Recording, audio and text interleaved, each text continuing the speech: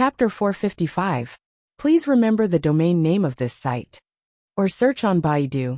Somlian Literature website. While Li Yundong was trapped in the tracheochasm, Zhou Qin, who had been trudging all the way, finally entered Tibet. Although Zhou Qin had followed the route that Li Yundong had taken to the west, by the time she entered Tibet, the route had already deviated. Li Yundong had set out from Tianan City, and finally arrived at the Beilongga area of Baiyu County in western Sichuan. He had entered Tibet from the Kathuo Temple, while Zhou Qin had entered the Zhuji area, from the Kashan area of Langkazi County in Shannon, Tibet. Along the way, Zhou Qin's shoes had 2 holes in them. At this time, her walking shoes had 2 holes in the front, and the soles were almost worn flat. At this time, she was wearing a dark gray long-sleeved casual dress, with a pair of straight trousers. This young lady was carrying a bag. Although her clothes were a little messy, Zhou Qin was still very clean. Especially at this time, her qi and blood were incredibly strong. At this time, the Qinghai, Tibet plateau was already covered in silver, but she was wearing a thin shirt and trousers. Her pretty face looked white and rosy, and her skin was so delicate that it could be broken by the wind. Even though she was covered in dust, it still could not hide her beauty. In the cold winter of Tibet, Zhou Qin rarely saw pedestrians along the way. Occasionally, she would see Tibetans slowly coming all the way in yak carts. They were all wearing cotton-padded jackets and trousers, wrapped tightly to resist the cold and harsh winter. These Tibetans saw that Zhou Qin was wearing a thin shirt and trousers. Her slim figure was as weak as a winter sweet in the cold wind, as if she would freeze in the next second. They all looked at Zhou Qin in surprise. Some Tibetans kindly took out warm cotton-padded clothes from their carts, and were about to hand them to Zhou Qin. But they saw that this extremely beautiful and slim woman had already walked far away. They watched as Zhou Qin walked into the extremely cold snow field of the Qinghai, Tibet plateau in a thin shirt, and headed for Kari Holy Mountain. Her speed was simply not that of a mortal. They all turned over and got out of the car in shock. Looking at Zhou Qin's disappearing figure, they murmured and worshipped her. Zhou Qin had trudged all the way here, and she had suffered much more than what Li Yundong had suffered at the beginning. At this time, her temperament had changed dramatically. In the past, Zhou Qin gave people a feeling of indifference, reservation, pride, and conceit. She was like a noble and proud swan that people could not get close to. After a long journey, the qi in her body had been refined thousands of times, condensing like molten steel. When it surged, it was as vigorous and blazing as lava. When it solidified, it was as hard and indestructible as pig iron. There was an indomitable fortitude between her eyebrows, like a peerless sword that was about to be unsheathed, and would ring at any time. Wan Hongling and Zi Yuan, who had been following Zhou Qin from afar along the way, were both staring at Zhou Qin. Although they had not observed Zhou Qin up close, they could feel that the powerful energy contained in Zhou Qin's body was no less than that of Li Yunyang. At this time, Zhou Qin had not yet reached the Zhuji phase, so she did not know how to hide or restrain her strength. Therefore, wherever she went, there were thick clouds above her head. There seemed to be a pair of majestic eyes hidden in the clouds, staring at her every move. Wan Hongling looked at Zhou Qin's figure and couldn't help but sigh. I didn't expect her to persist all the way. It's incredible. I saw her crying secretly at night a few times. At that time, I thought she would give up. But I didn't expect that she would insist on going on the road again the next day. For a daughter of a rich family like her, this is really rare. Amazing, really amazing. Zi Yuan also sighed with a smile. Yes, the fragrance of plum blossoms comes from the bitter cold, and the edge of the sword is sharpened. This sword is about to be sharpened to the world. Wan Hongling looked at Zhou Qin enviously. I really envy her. She is a good furnace, a good opportunity, a good master, good luck, and a good temperament. She was born to be a cultivator. However, Zi Yuan shook her head slightly and said solemnly to Wan Hongling, No, Hongling, no one in this world is born to cultivate. If Zhou Qin did not have this perseverance, it would have been impossible for her to persist on the road to Zhuji phase. Even you have not experienced the arduous cultivation of trekking 2,000 kilometers to Tibet. Wan Hongling snorted and said with some dissatisfaction, If I wanted Rinyuan Jin Dan, I could do it too. Ziyuan glared at Ruan Hongling and was about to scold her when she suddenly saw Ruan Hongling's eyes widen. She pointed to Zhou Qin's voice in the distance and said, "Look, what's wrong with her?" Ziyuan looked in the direction of her finger and saw that at this time, Zhou Qin was standing in the endless snowfield like a statue motionless. After a long time, her body moved slightly, as if she had reluctantly sat down cross-legged. As soon as she sat down, she seemed to have entered a meditative state and was motionless. Ruan Hongling said in surprise, "Is she going to Zhuji phase now?" Ziyuan frowned. She bit her lip gently and said in a deep voice, "Damn it, Zhou Qin is a Xianin virgin furnace. There is Xianin qi and Yuanyang qi in her body. She is also a reconstructed body of Jindan. It can be said that she has the most perfect cultivation conditions in cultivation, but she doesn't know how to control her qi. At this time, the qi in her body is boiling and uncontrollable, forcing her to build the Zhuji phase here." Ruan Hongling smiled bitterly. "No way. It's not easy to get to the foot of the holy mountain, and she's actually going to Zhuji phase? What's the difference between this and a pregnant woman who is about to go to the hospital and her water breaking?" Ziyuan found Ruan Hongling's analogy interesting. She couldn't help but smile bitterly and say, "Although your words are a little vulgar, the analogy is very appropriate. For us cultivators, Zhuji phase is indeed like giving birth to a child. Ordinary people give birth to children, but we produce Niden in our dantian. Moreover, you don't know when Niden will suddenly jump out." Ruan Hongling asked Ziyuan, "What should we do now? It's not a good thing for Zhou Qin to build the Zhuji phase on this vast plateau. What if someone suddenly comes and disturbs her at this time?" Ziyuan sighed helplessly. "We can only protect her from being attacked by bad people along the way, but we can't interfere with her cultivation. Even if she fails to build the Zhuji phase, we can't interfere. Otherwise, once she understands that someone will protect her on the way to the Zhuji phase, she will subconsciously develop a sense of dependence. Once a cultivator develops this kind of dependence, she will be crippled. She will never be able to build the Zhuji phase again in this life." Ruan Hongling was shocked. "Then are we just going to watch her build the Zhuji phase here?" Ziyuan sighed and said, "There's no other way. This is her fate. Let's see if she can succeed in building the Zhuji phase. Even if she fails, she can do it again." The two of them looked at Zhou Qin worriedly. Although they were not very close to Zhou Qin, they had seen her struggle along the way, and they didn't want her to fail at this last moment. At this time, Zhou Qin's heart was also full of helplessness. She had wanted to climb to the mountainside of the snowy mountain in front of her and build the Zhuji phase like Li Yundong. But she hadn't expected that as soon as she climbed the vast snowy plateau, she would feel her heart open up. The aura all over her body seemed to be drawn by the qi of heaven and earth, surging uncontrollably and fiercely. At first, Zhou Qin didn't pay much attention, but as she ran further, the aura in her body became more and more intense.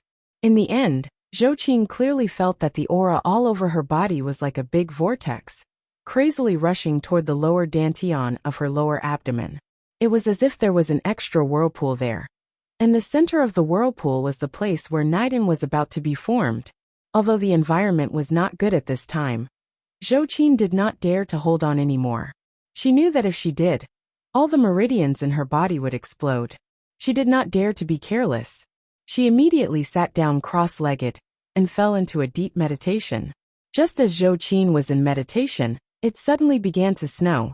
The flying snow on the Qinghai Tibet Plateau was as big as a goose feather. In just a short while, Zhou Qin's body seemed to be covered with a thick layer of white felt.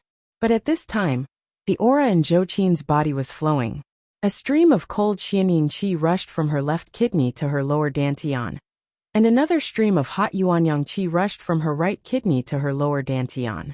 When the two auras collided, they immediately vibrated and rubbed against each other, producing a blazing aura. Gradually, Zhou Qin could feel that this aura was getting stronger and hotter. There seemed to be an invisible fireball rolling quickly in her lower abdomen. The heat continued to evaporate and quickly melted the snow on Zhou Qin's body. However, when the snow turned into water and slid down her body, new flying snow covered it again. In this way, the snow melted and piled up repeatedly. Soon, a thin layer of ice formed on Zhou Qin's body, and her whole body was like a sculpture covered in ice armor. Ziyuan and Ruan Hongling in the distance were worried. Ziyuan frowned and said, "Oh no, Zhou Qin should find a place to take shelter from the wind and snow. The true fire in her body is too strong, and it is constantly melting the snow, causing the cold qi to penetrate her body through her pores. Even if she can successfully build the Zhuji phase, there will be a lot of moisture and cold qi left, which will be detrimental to her future cultivation. Building the Zhuji phase like this is not worth it." Ruan Hongling was also worried and said, "Sister Ziyuan, shall we go and interrupt her Zhuji phase? I'd rather let her fail this time than leave a root of her illness." "No, I'd rather leave a root of her illness than let her develop a dependence from now on." Ziyuan gritted her teeth and shouted resolutely, "It's easy to cure external diseases, but difficult to cure internal diseases." Ruan Hongling looked at Zhou Qin and sighed with a wry smile. "I originally thought that this girl had always been lucky, but I didn't expect such a thing to happen at such a critical moment." Alas! While she was sighing with emotion, she suddenly heard a melodious and sweet song coming from the white snowfield. "First, it's best not to see each other, so that we won't fall in love. Second, it's best not to know each other, so that we won't miss each other. Third, it's best not to accompany each other, so that we won't owe each other anything. Fourth, it's best not to cherish each other, so that we won't remember each other. Fifth, it's best not to love each other, so that we won't abandon each other." This song was sung by a woman. Her voice was clear and melodious like a silver bell, and it was beautiful like the flowing water at the foot of the Tangula Mountains. Especially this song revealed a strand of dense yearning and pain of yearning, and it was melancholic and sorrowful, causing the hearts of those who heard it to fluctuate and be moved. Ziyuan and Ruan Hongling hadn't expected that such a moving song would suddenly come from the vast snowfield of Qinghai, Tibet. They suddenly felt as if a thin string had been gently plucked in their hearts, and they were a little dazed for a moment. Especially Ziyuan. For some reason, Li Yundong's figure suddenly appeared in her mind, which made her heart tremble slightly for a moment. For a moment, the world was extremely quiet. Only this beautiful voice came through the howling wind and snow. This song seemed to represent the purest and most beautiful thing in the world, and even the merciless wind and snow could not stop it. The two young women looked into the distance at the same time, as if they wanted to see clearly who was singing such a sorrowful and moving song, and who was tugging at the strings of their hearts. To quickly find this site, please search on Baidu, Sanlian Literature website. Chapter 456. Go to Kamwang. Heavy snowflakes fluttered in the boundless sky. The world seemed to be boundless. In this boundless snowfield, a team slowly walked out. Go to Kamwang. Most of the team was made up of wooden carts pulled by yaks and extremely cold-resistant highland horses. Some of the Tibetans in Tibetan clothes had wrapped themselves tightly, leaving only a pair of eyes exposed. Some old Tibetans were sitting on wooden carts pulled by yaks, turning the prayer wheel, and walking slowly all the way. In this team, there was a girl riding on a yak.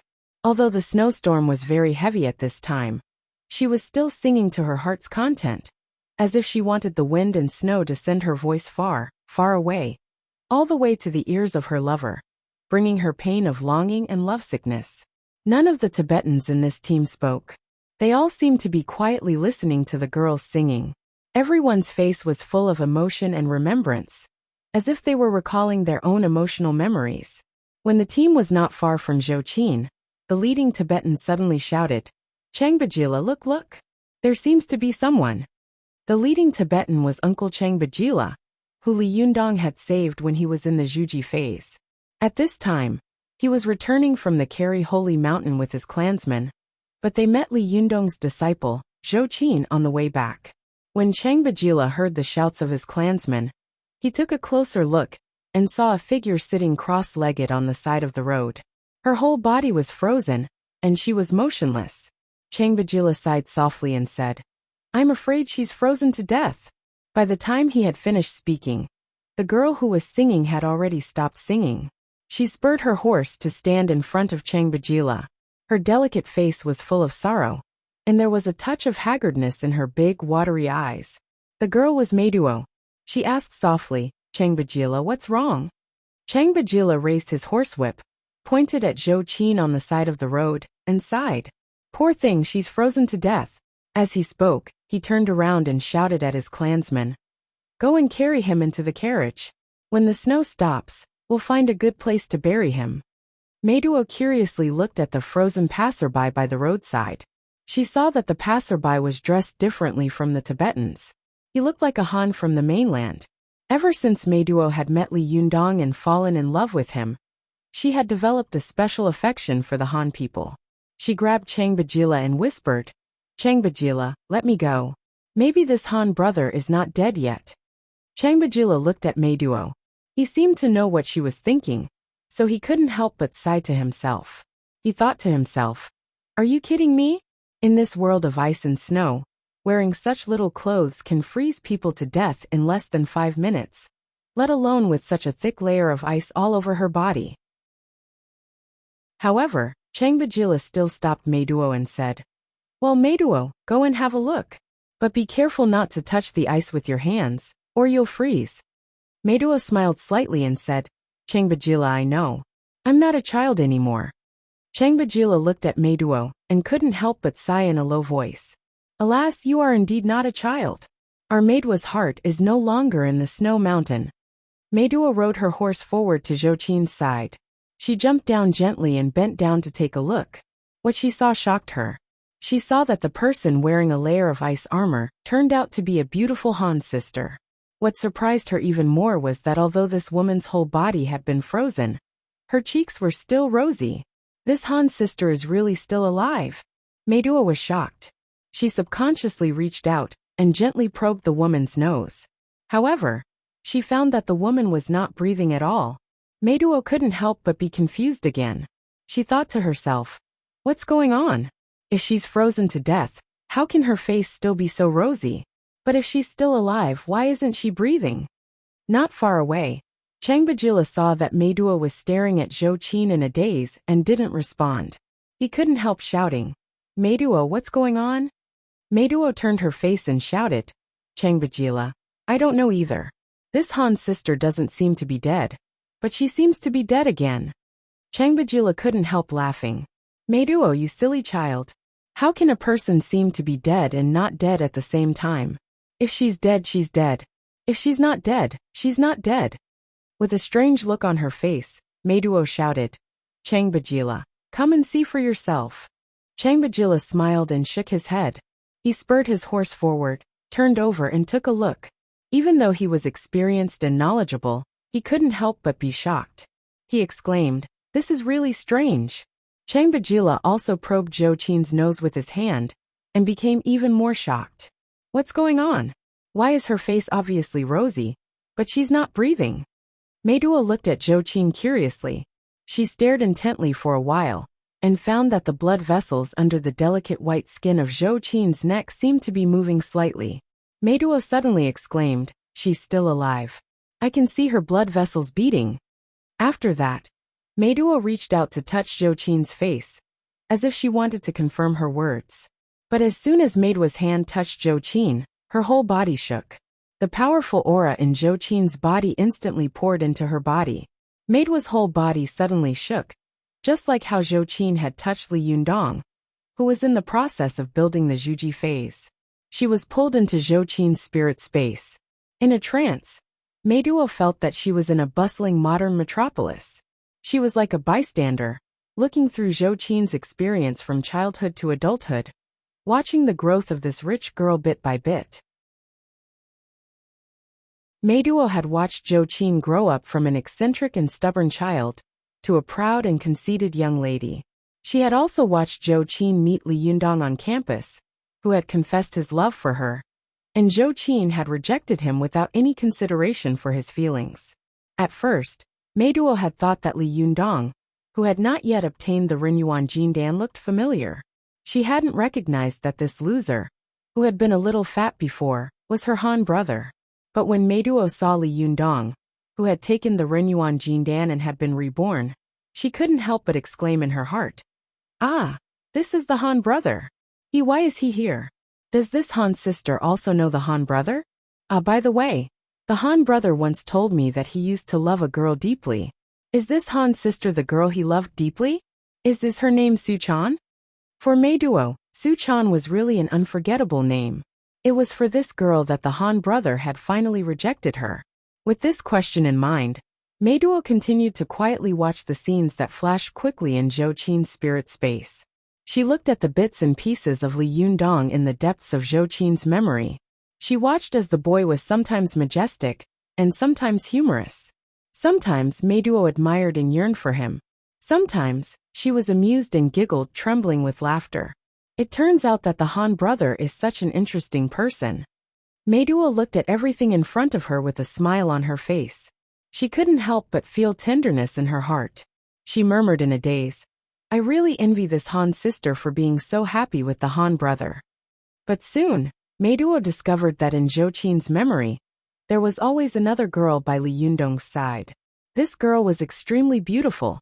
So beautiful that even women were envious and jealous of her. She always snuggled up to Li Yundong like a little bird, incomparably affectionate. When Meiduo saw this, she couldn't help but wonder in her heart, is this Han's sister not Su-chan? Is this extremely beautiful girl the Han sister?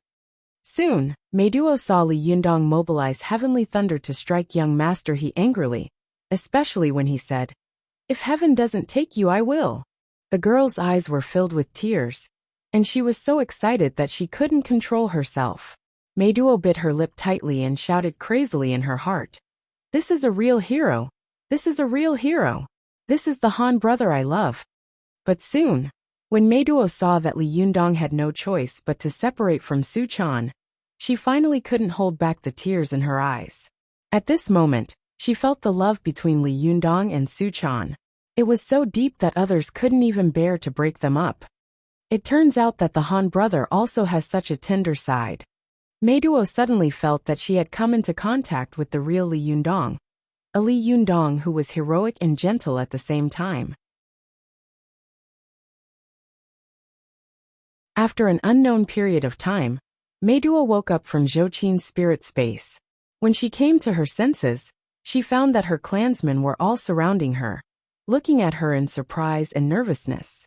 Changbajila stared at Meiduo with his eyes wide open and asked tentatively, "Meiduo, are you okay?" Meiduo blinked, and found that the corners of her eyes were cold. She raised her hand to wipe them, only to find that she had inadvertently burst into tears.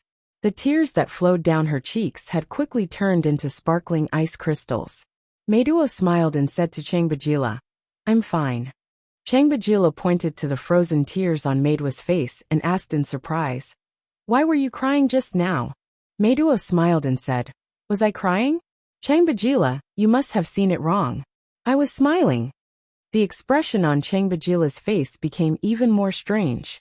He asked, "Then what were you smiling about?" Meiduo smiled gently and said, I was smiling. I really have never missed a person in love. This Han brother is really worthy of love."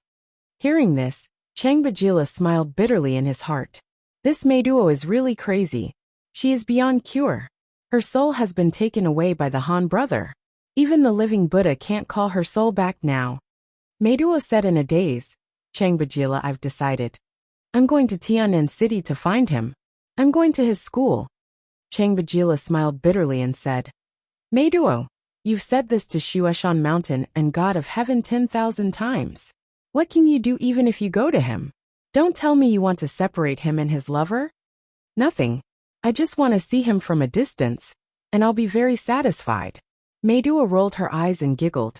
There was a different kind of brilliance between her eyebrows. At this moment, Zhou Qin faintly woke up and let out a cry. Meiduo was overjoyed and exclaimed, "Oh, Han's sister is awake." See. Chapter 457. Go to watch net. When Meiduo saw that Zhou Qin had woken up, she cheered in surprise. The surrounding Tibetans also gathered around curiously and couldn't help sighing. It's really a blessing from God. She actually came back to life. Changbajila turned around and waved his hand, shouting, "Quick, bring the Highland barley wine. Let her drink some to warm her body. Go to watch net. 7K. OM. Soon, a young Tibetan brought over a warm cowhide bag and wanted to give it to Zhou Qin to drink. However, they saw that Zhou Qin was extremely beautiful. Although she was wearing a thin coat, in this cold and snowy land, her face was cold and rosy. The Tibetans were extremely shocked, and the young Tibetan holding the Highland barley wine was even more shocked by Zhou Qin's beauty. He didn't dare to step forward and offend her, so he handed the Highland barley wine to Meiduo. Meiduo took it with a smile and enthusiastically put the mouth of the cowhide bag to Zhou Qin's mouth, saying, "You must be cold. Drink some Highland barley wine to warm your body." At this time, Zhou Qin had just woken up from her meditation. As soon as she opened her eyes, she saw a group of people dressed in Tibetan clothes surrounding her. In front of her, a beautiful Tibetan girl was holding a cowhide bag in her hand and looking at her in surprise. Zhou Qin was stunned for a moment. She had walked all the way to the Zhuji phase, and she was a beautiful young single woman. On the way, she had met countless villains who wanted to take advantage of her. Therefore, Zhou Qin's vigilance was extremely strong. She looked at the cowhide bag warily, leaned back slightly and shouted in a low voice, "Who are you?" Seeing that Zhou Qin was looking at her with hostility and vigilance, she couldn't help but feel anxious. She blurted out in Tibetan, "You fainted on the side of the road. We saw you and thought you were dead. We didn't expect you to be alive. Now that you have woken up, we want you to drink a mouthful of Highland barley wine to warm your body. There's no other meaning. Please rest assured, we are all good people." As she spoke, Meiduo turned around and pointed to her people saying, "This is the Highland barley wine made by Ram. The wine he makes is mellow and tastes good. You will definitely feel warm after drinking it." Zhou Qin saw that Meiduo was talking to her anxiously. She didn't understand why this girl was so enthusiastic about her, so she became more and more vigilant. Zhou Qin moved, and the ice armor on her body broke one after another, falling down with a clattering sound. Some of the ice stuck to her clothes was also brushed off by Zhou Qin with a faint expression. When the Tibetans saw that such a slender and weak woman was wearing so few clothes, up in the cold and snowy land, they couldn't help but feel even more awe in their hearts. They couldn't help but feel even more respect. Seeing that Zhou Qin was ignoring her, Meiduo was stunned and thought to herself, "Why is this Han sister ignoring me? Ah, that's right, she definitely doesn't understand my words." Meiduo immediately repeated what she had just said to Zhou Qin in Chinese. After hearing this, Zhou Qin smiled faintly and said to Meiduo, "Thank you for your kindness, but I'm not cold. I don't need to drink this. Also, thank you for saving me. I'm fine." After that, Zhou Qin patted off the ice on her body and prepared to turn around and continue walking toward Kari Holy Mountain. Zhou Qin's indifference stunned the Tibetans. They looked at each other and were speechless. They had never met such an unreasonable person before. However, most of the Tibetans saw that Zhou Qin's clothes were thin, and the corners of her clothes were fluttering in the cold wind. Her face was as red as usual, and she was extremely beautiful. Her posture and temperament revealed a sense of arrogance and coldness. Not only did they not think that Zhou Qin was rude, but they also felt that a person like her should have such a posture and attitude. Meiduo watched Zhou Qin walk away step by step. She stood there for a long time with the Highland barley wine in her hand. It was not until Zhou Qin's figure slowly disappeared into the wind and snow that she couldn't help shouting in Chinese, "Sister, do you know Li Yundong?" This shout immediately stopped Zhou Qin's figure. Zhou Qin turned around abruptly, looked at Meiduo in surprise and shouted, "How do you know him?" Meiduo ran over quickly and said in surprise, "Sister Han, do you really know him? What's your name?" Zhou Qin frowned slightly and didn't answer. Instead she asked, "What's your name?" Meiduo didn't care about Zhou Qin's attitude. She said with a smile, "My name is Meiduo. What about you?" When Zhou Qin heard this name, she was stunned. She immediately remembered that Li Yundong had once mentioned Meiduo, a girl from the Tibetan family, when they were chatting. However, she also knew that many Tibetan people had similar names, so she didn't dare to be careless. she asked with a smile. How do you know Li Yundong? When Meiduo heard her mention Li Yundong, she couldn't help but show a trace of tenderness in the corners of her eyes. She said softly, when I first saw him, I only thought that he was dirty and sloppy. By the way, he also saved Changbajila's life. Hearing this, Zhou Qin no longer had any doubts. The vigilance on her face disappeared, and a smile appeared on her face. So it's you. I've heard of you. Meiduo couldn't help but clap her hands and say with a smile, do you really know him? Oh, what a coincidence. As she said this, Meiduo turned around and waved at Changbajila. Changbajila, this Han sister really knows Li Yundong. Come here quickly.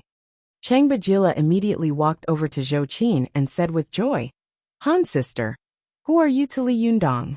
Are you his girlfriend? A trace of sadness flashed across Zhou Qin's eyes.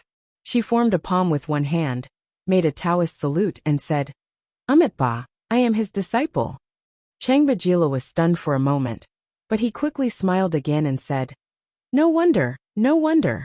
Last time I saw him fight with amazing skills, I thought that he was definitely not an ordinary person. I didn't expect it to be like this. Today when I saw you, I realized that you Han people say, a great teacher produces a great disciple. This sentence really makes sense. Only someone as capable as him can teach such a powerful disciple like you. Changbajila asked, Han sister, did you come here to cultivate? Zhou Qin nodded slightly. Yes, it's a pity that I encountered a setback halfway and almost ruined my cultivation. Changbajila gave her a thumbs up.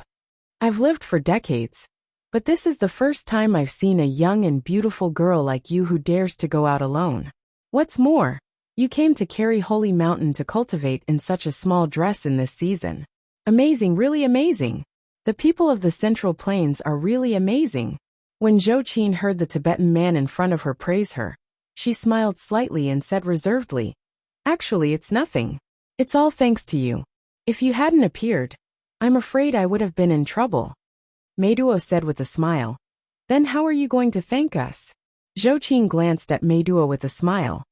If you have any requests, just tell me. If I can do it, I will definitely do it. Neither Meiduo nor Changbajila knew Zhou Qin's identity and background, and they didn't know that her words were enough to change the lives of one person, or even many people. Changbajila glared at Meiduo and shouted, Meiduo, how can you ask a distinguished guest for a favor? Hurry up and apologize. Meiduo pouted and made a face at Changbajila. You're so annoying. I'm not making any excessive demands. As she said this, she turned to Zhou Qin and said with a smile, I'll just ask you a few questions. If you answer me, you'll repay us. Hearing this, Changbajila was relieved. He pretended to be angry and glared at Meiduo, then scolded her with a smile. Since when can you represent all of us? Meiduo didn't seem to hear Changbajila's words. She just stared at Zhou Qin without blinking, her eyes full of expectation. Can I, Han sister? Zhou Qin looked at the Tibetan girl and felt that her eyes were so pure that there was not a trace of blemish in them. They were like the holy Namso lake, so clear that one could almost see to the bottom at a glance. Zhou Qin saw this and thought to herself, what a lovely Tibetan girl. No wonder Master mentioned her to me several times after he went back. Zhou Qin replied with a smile, of course. Go ahead. Meiduo was delighted and said with a smile, then I'll ask the first question first. Han sister, what's your name? Is it Suchan? Zhou Qin smiled and shook her head. No, my name is Zhou Qin. Suchan is the name of another girl. Meiduo immediately asked, then, do you know this girl named Suchan? Is she Li Yundong's lover? Zhou Qin sighed softly in her heart, then nodded and said, yes. Meiduo let out a cry, and the expression on her face was a little complicated. She asked again, well, can I ask you another question? Zhou Qin smiled slightly and said, okay, but I also have a question to ask you later. Meiduo laughed and said, okay then Sister Zhou Qin, why don't you ask first? Zhou Qin thought for a moment and asked bluntly, where did you come from? Why did my master meet you when he came here? And why did I meet you here? When Meiduo heard this, she and Changbajila looked at each other. They knew that there was still a trace of doubt in Zhou Qin's heart, so they all laughed. Changbajila explained with a smile.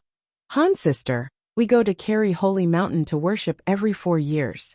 Last time, we met a Han brother in the process of going to the Holy Mountain. You know, we are all in ox carts and carriages. And when we see a temple, we will worship and move forward.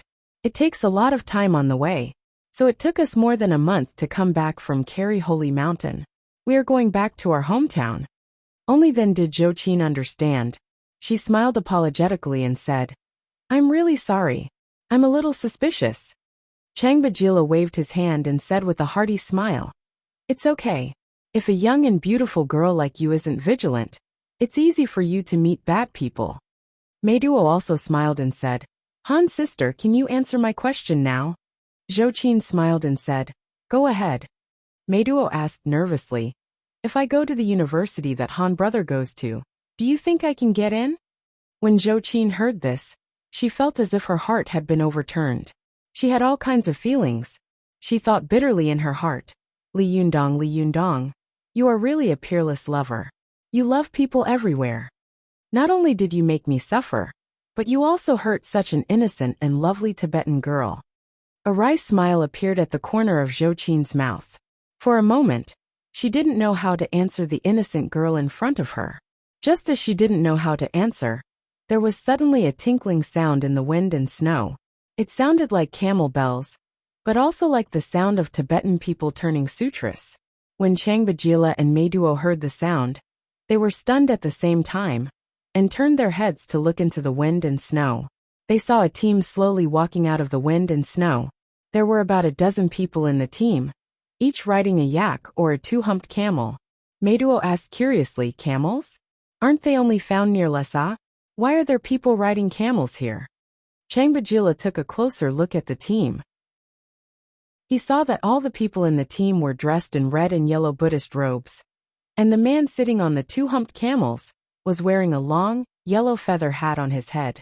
Changbajila exclaimed and said in surprise, Is this the team of the living Buddha? What are they doing out here? At this time, Meiduo also saw that the young monk at the head of the team was Dorji Tenzin, whom she knew. She couldn't help waving her arm and shouting, Dorji Tenzin, it's me Meiduo. When Dorji Tenzin saw Meiduo, he was also very surprised. He turned around and talked to the older monk behind him for a while, then pushed the head of the yak aside and slowly walked toward Meiduo. When Dorji Tenzin came closer, she asked with a smile, Dorji Tenzin, what are you doing out here in such a heavy snowstorm? Dorji Tenzin looked at Zhou curiously, then said to Meiduo with a smile, Panchen Lama Living Buddha said that the auspicious goddess has come to the world and asked us to come out to find the Buddha. Sorry, I forgot to update last night. I'll make it up this morning.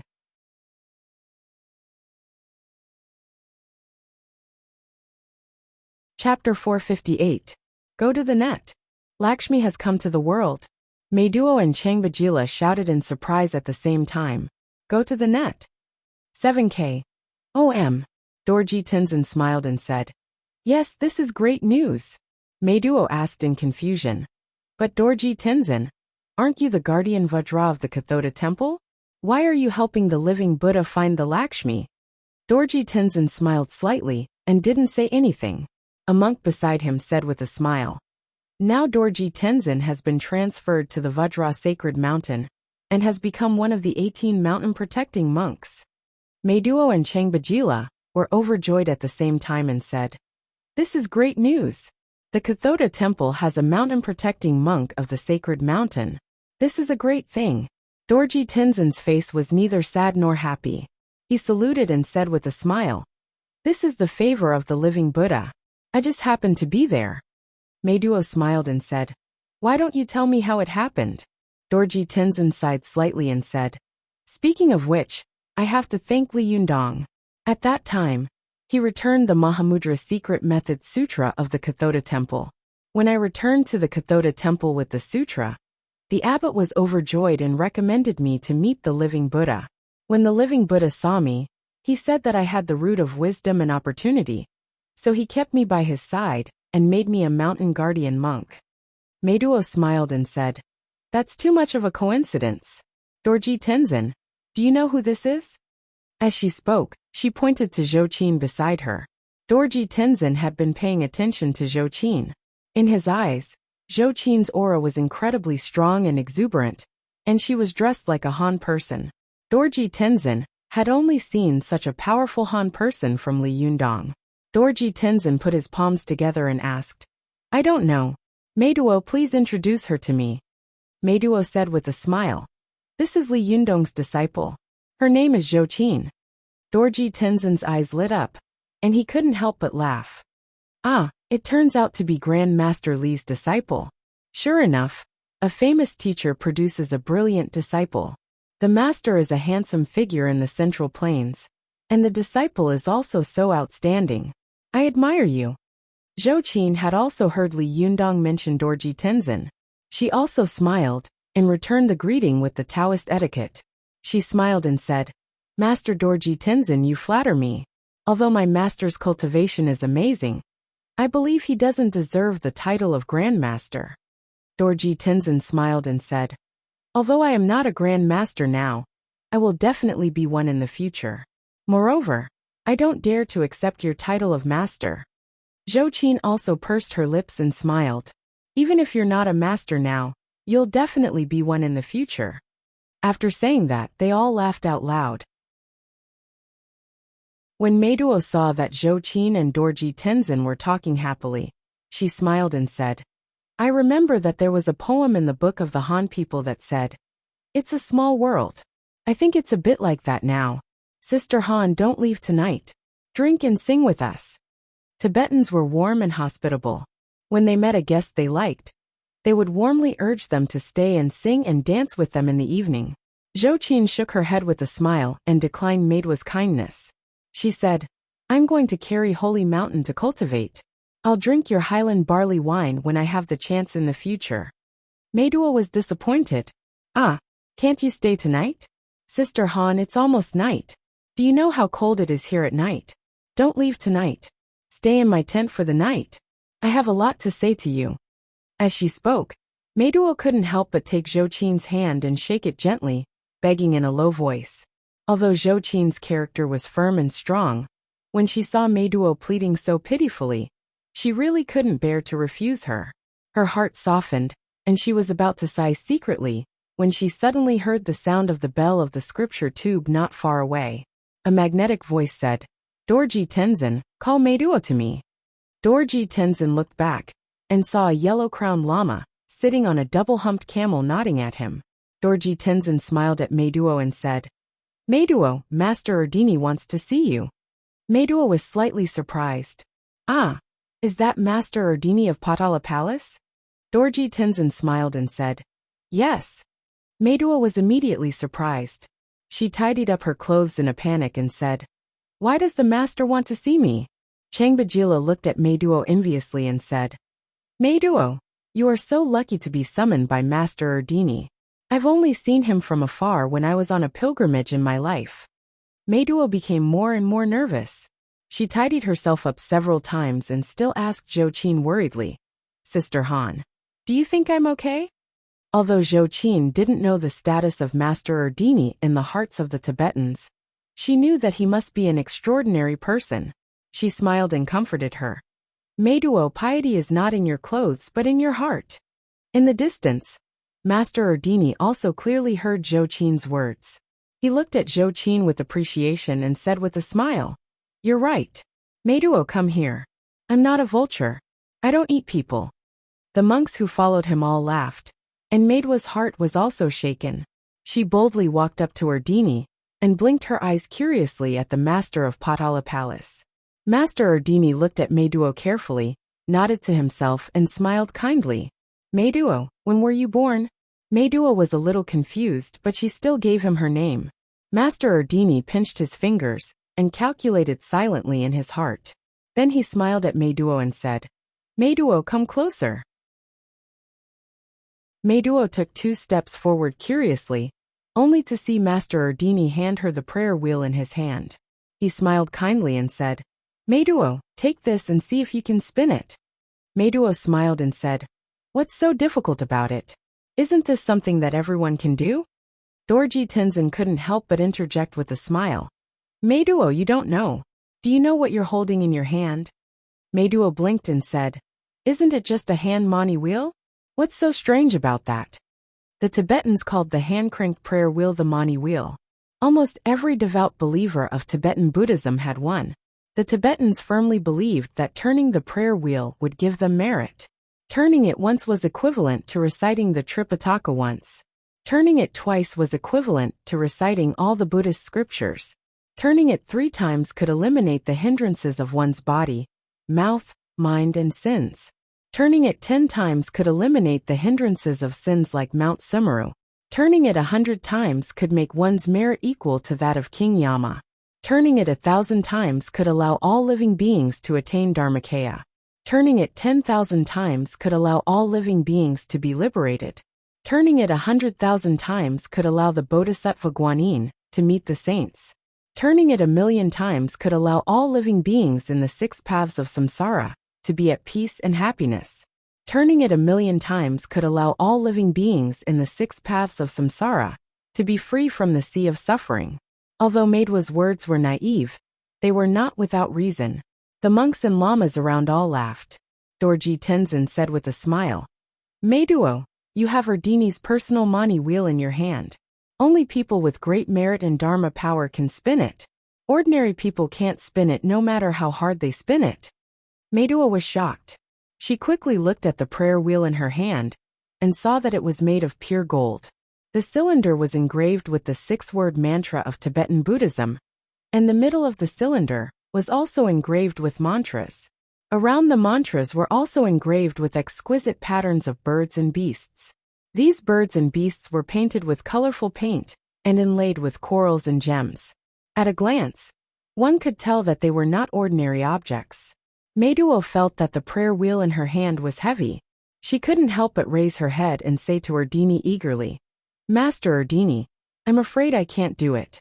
Please don't turn it, lest I make a fool of myself. Erdini laughed and waved his hand. It's okay. Go ahead. Seeing Erdini smiling kindly at her, Meiduo's courage slowly grew. She thought to herself, I'll turn it. She gently shook the prayer wheel, and the golden bells on the prayer wheel began to move slowly. After a while, the prayer wheel began to turn and emitted a clear sound. Meiduo giggled and said, Haha, I'm turning it. I'm also a person with great merit and power. Dorji Tenzin and the other monks were all shocked. They stared at Meiduo with their mouths agape, unable to say a word. They thought in shock, it's impossible. When I turned Master Erdini's mani wheel, I used all my strength, but this prayer wheel didn't turn. Dorji Tenzin looked at Erdini and stammered, Master, what's going on? Erdini's face turned solemn. He jumped down from the back of the camel and knelt down in the snow with great devotion. He kowtowed to Meiduo and shouted loudly, I finally found you, Bonda Lamb. Zhou Qin, who was not far away, was stunned by his kowtow and shout. However, in the eyes of the other Tibetans, it was no less than the explosion of an atomic bomb. All the Tibetans were stunned. They stared at Meiduo, who was also stunned. Some of them stammered, No, it can't be. Meiduo is Bonda Lamb? Changbajila's eyes almost popped out of their sockets. He couldn't help but say, That's impossible, right? Master Erdini must have made a mistake, right? How could Meiduo be Bonda Lamb? As soon as he shouted, the other Tibetans who were on good terms with Meiduo were all shocked. Yes, how could Meiduo be Bonda Lamb? Dorji Tenzin also whispered to Erdini in shock. Master, could it be that you've made a mistake? However, Erdini turned a deaf ear to him. After 3 kowtows and 9 kowtows, he stood up and patted the snow off his body. He respectfully extended his hand to Meiduo and said, Bonda Lamb, please give me the mani wheel. At this time, Meiduo seemed to have lost her ability to think. She handed the prayer wheel in her hand to Erdini in a daze. After Erdini respectfully took it with both hands, he turned to look at Dorji Tenzin and said, Why don't you turn it around? Dorji Tenzin immediately took a step back and said, Master, I don't have great merit and power. Of course I can't turn it. Erdini nodded and walked over to Changbajila. Why don't you turn it around? Changbajila swallowed hard. He looked at Meiduo, gritted his teeth, and picked up the prayer wheel. However, no matter how hard he tried, the prayer wheel was like a piece of pig iron. He couldn't turn it no matter how hard he tried. After shaking it for a long time, Changbajila handed the prayer wheel back to Erdini dejectedly and said, "Master, I can't turn it." Erdini turned to the other Tibetans and said, "Who wants to try it?" The Tibetans looked at each other in dismay. Two young people jumped out and tried it, but they also retreated with dejection. At this time, the Tibetans finally believed that the prayer wheel in Erdini's hand could only be turned by people with great merit and power. Facts spoke louder than words. At this time, the situation in front of them had no choice but to believe it. The Tibetans looked at Meduo with complicated eyes and all bowed down one after another, shouting loudly, "Banda Lam." Seeing them talking in Tibetan, Zhou Qin couldn't help but pull at Changbajila, who was in a daze, and ask in a low voice, "Uncle Changbajila, what's going on? Why are you calling Meduo Banda Lam?" Changbajila said with a strange expression, "Sister Han, do you know what Banda Lam means?" Zhou Qin shook her head and said, "I don't know, that's why I'm asking you." Changbajila smiled bitterly and said, "Banda Lam means Lakshmi goddess." Zhou Qin was shocked and said with a stunned expression, "Do you mean Meduo is the Lakshmi goddess?" 8 maybe.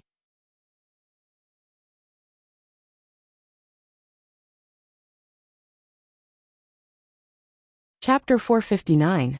Go to Watch Network.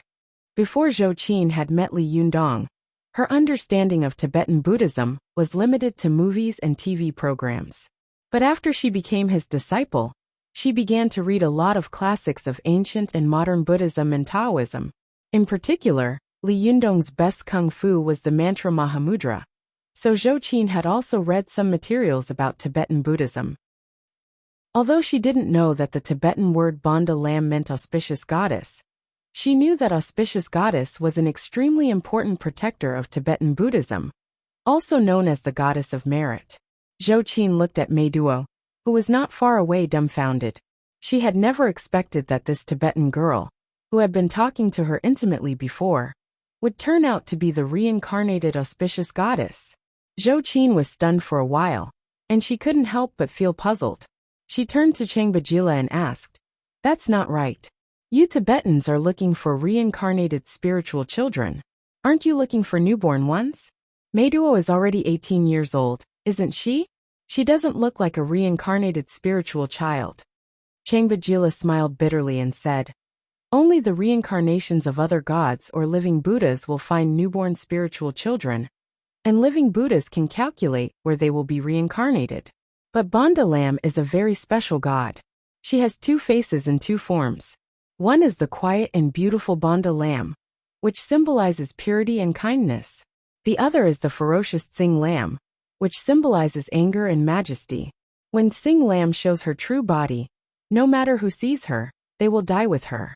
I heard that in order to find Banda Lam, a few spiritual children had accidentally glanced at Tsing Lam and died with her." Zhou Qin asked in confusion, "So?"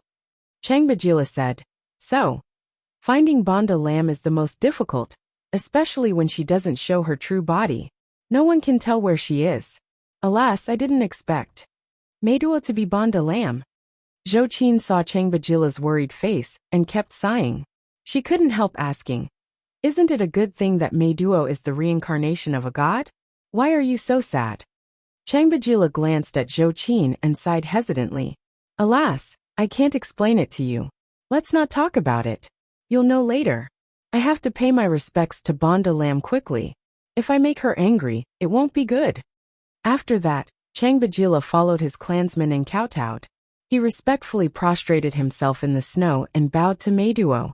At this time, Meduo was completely dumbfounded. She looked at the crowd around her, who were worshipping her, and was speechless. After a long time she stammered, "Master Erdini, you must have made a mistake. How could I be Banda Lam? Are you joking?" Erdini put his palms together and said solemnly, "How dare I lie in front of a true god? How can such a thing be joked about? The Mani wheel you just turned is called the Great Merit Mani wheel. Even if I wanted to turn it, I would have to use all my spiritual energy to barely do it. Bonda Lam, you can easily turn this Mani wheel. Doesn't this mean that you are the reincarnation of a true god? Meidua was stunned. She stared blankly at her hands, which were as white as jade, and then looked back at the people who were kneeling on the ground. Even Dorji Tenzin, who had been joking with her just now, was kneeling on the ground respectfully, not daring to look up at her. Meidua bent down to pull Dorji Tenzin, but he seemed to have eyes on his head. He immediately crouched down a little more and avoided her hand. Meidua's hand froze in midair. She turned around unwillingly to pull her clansman and said, "Everyone get up. I'm not Bonda Lam. I'm Meiduo. Don't do this." When the clansmen were pulled by Meiduo, they only waved their hands in panic and kept shaking their heads, not daring to look at Meiduo. Meiduo felt as if someone had pinched her heart. She walked over to Changbajila and said in a choked voice, "Changbajila, are you going to ignore me too?" Changbajila lay on the ground motionlessly. He sighed softly and said, "Bonda Lam, what do you mean by that?" Tears trickled down Meidua's cheeks, and she said with a sad expression, "Changbajila, I'm Meiduo, not Bonda Lam. Why do you believe me?" Changbajila was silent for a long time before he raised his head slightly to look at Meiduo and sighed heavily. "Meiduo, the master said that you are Bonda Lam. Then you are Bonda Lam, whether I believe it or not. It doesn't matter." After that, he crawled deeper into the snow. No matter how much Meiduo sobbed, he never raised his head again. For a moment, everyone on the snow-wind plateau fell into silence. There was no sound on the vast and empty plateau. Only Meidua's cries echoed in the cold wind, making people sad and moved. Meidua looked at Zhou Qin. At this time, all the people around her were kneeling on the ground. Only this Han sister was still standing in the snow, looking at her with a complicated look in her eyes. Meidua didn't know why, but when she saw Zhou Qin's gaze, her heart ached. She couldn't help it anymore. She threw herself into Zhou Qin's arms and burst into tears. "Han sister, I'm Meiduo, not Bonda Lam." Although Zhou Qin didn't understand why Meidua was so sad, she couldn't help but feel a little sad when she heard Meidua's sad cry. She gently patted Meidua's back and said softly, "I know. You are Meiduo, not Bonda Lam. No matter what kind of god you are, in my eyes, you are Meiduo, aren't you?" When Meiduo heard this, she cried even harder. She sobbed, and her tears fell like pearls from a broken necklace. She hugged Zhou Qin tightly and sobbed, "But they don't believe that I'm Meiduo." Zhou Qin comforted her in a soft voice. "Meiduo, what's wrong with being the reincarnation of a god? Isn't this a good thing?" Meiduo shook her head vigorously and cried, "If I were Bonda Lam, I would never be able to leave Patala Palace. I wouldn't be able to go to Tianan City. I wouldn't be able to get into my Han brother's university. And I wouldn't be able to see him again." Zhou Qin let out a cry. It was as if the softest part of her heart had been hit by Meidua's words. "If it were me, I wouldn't be able to see Li Yundong and the person I love. What would I do then?" For a moment, the resolute and strong girl seemed to empathize with Meiduo and shed tears silently. Suddenly, as if she had been possessed, she made up her mind. Zhou Qin gently patted Meiduo on the shoulder and said softly, "Meiduo, do you want to be Bonda Lam? If you don't, I'll take you away even if it costs me my life." Meiduo, who was crying, was stunned and forgot to cry. Not far away, Erdini heard Zhou Qin's words and raised his head. He glared at Zhou Qin fiercely and shouted, "How dare you say such a thing?" Erdini's shout immediately shook the mountains, and his voice echoed in the sky. The power was really enough to make the mountains collapse, and the wind and clouds change color. The monks and lamas crawling in the snow also jumped up one by one and looked at Zhou Qin covetously, their eyes full of murderous light. Even Meidua's clansmen raised their heads and looked at Zhou Qin with unkind eyes. They were all eager to have a try. Changbajila raised his head in horror and shouted at Meiduo, "Meiduo, are you crazy? Do you want to kill the little Han girl?" Only then did Meiduo tremble all over. She hugged Zhou Qin and said in a sad voice, "Sister Han, don't do anything stupid. I'm just sad in my heart and want to find someone to cry with. When I'm done crying, I'll be fine." After that, Meiduo couldn't help but burst into tears again. The tears fell down her round face and fell into the snow. Zhou Qin quickly glanced at the surrounding monks and quickly fixed her eyes on Meiduo. Her expression did not change as she said lightly, Meiduo, I just want to ask you one thing. Do you want to be bon de lamb? Meiduo stared blankly at Zhou Qin. She stared blankly at this Han sister, whom she had only met once. She stared blankly at this stranger, who was willing to risk her life to protect her. Everyone held their breath and looked at Meiduo, not daring to breathe too much. They were all quietly waiting for her choice. After staring at Zhou Qin for a while, Meiduo suddenly smiled sadly and quickly wiped her tears with her hand. She forced a smile and said, Sister Han, thank you. I won't go to Tiannan City. Can you help me tell Brother Han that I can't go to his school? At this point, Meiduo couldn't help but sob.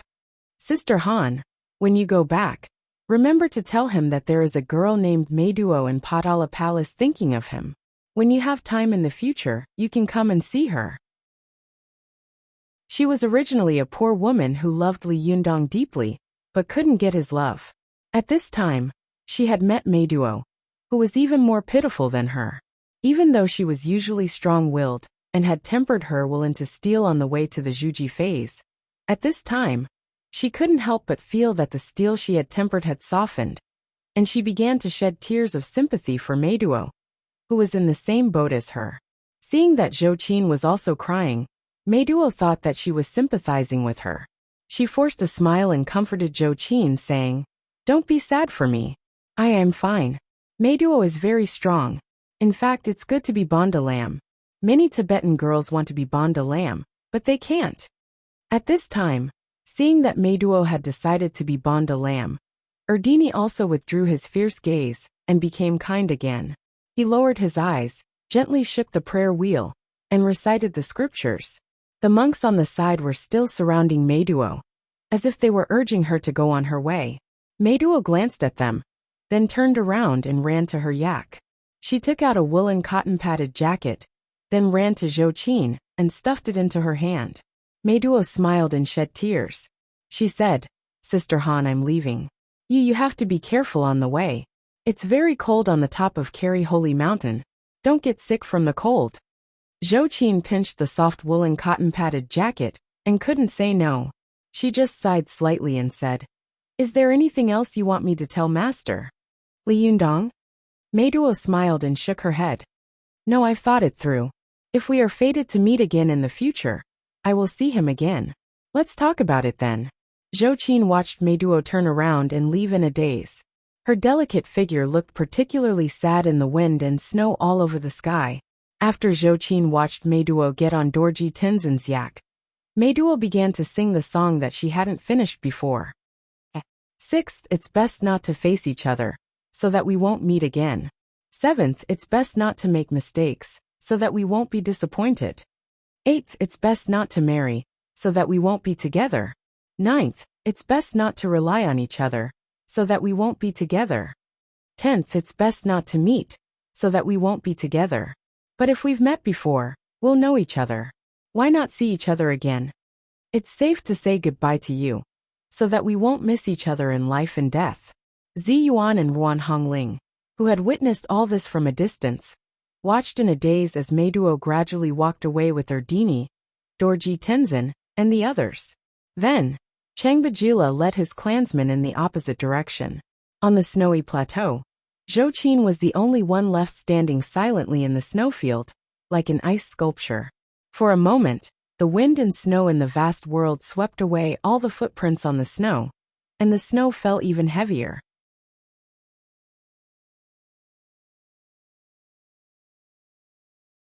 Chapter 460. Go to Watch Network.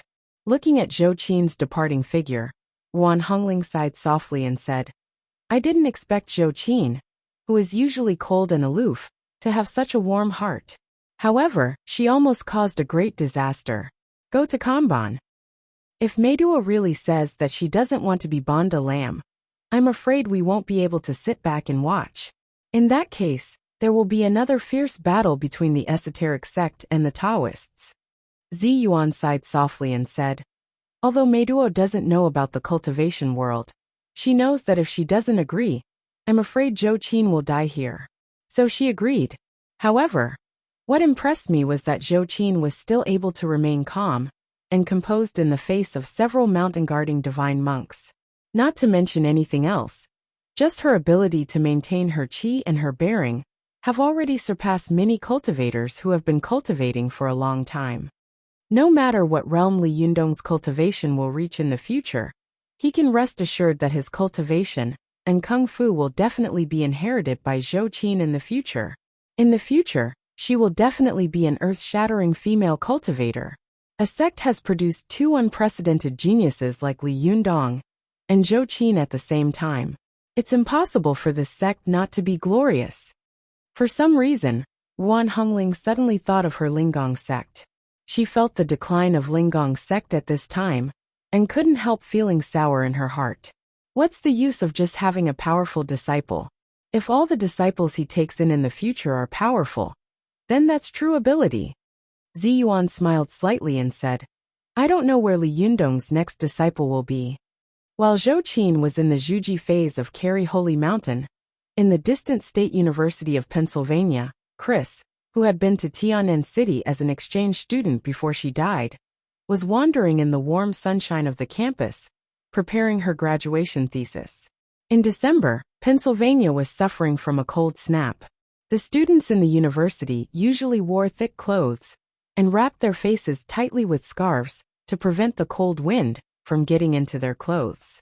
But today was a rare sunny day. The sun shone warmly on the evergreen lawn of the campus. Many beautiful female students took off their thick down jackets and revealed their beautiful and graceful figures to their heart's content. Chris was wearing a yellow hand-knitted round-neck sweater and a plaid woolen dress. She was wearing a pair of warm, flesh-colored pants. She looked exquisite, tall, and sexy. Her golden hair cascaded over her shoulders like waves, and her delicate, doll-like face attracted admiring gazes from the opposite sex wherever she went. Chris carried a few books and found a rather clean patch of grass. She then enjoyed the warm winter sun while flipping through the books in her hands. But not long after, she suddenly heard someone shouting at her from not far away. Chris, hey Chris! Chris raised her head and looked in the direction of the voice. At this time, the sun was slightly dazzling. Chris couldn't help turning her face sideways. Her golden hair fell beside her cheek, making her originally round and beautiful face even more feminine and hazy. She put a canopy in front of her forehead with her hand and narrowed her eyes slightly. She saw that it was John, whom she hadn't seen for 2 or 3 months. She immediately smiled and said, It's you, John. I haven't seen you for a long time. How have you been recently?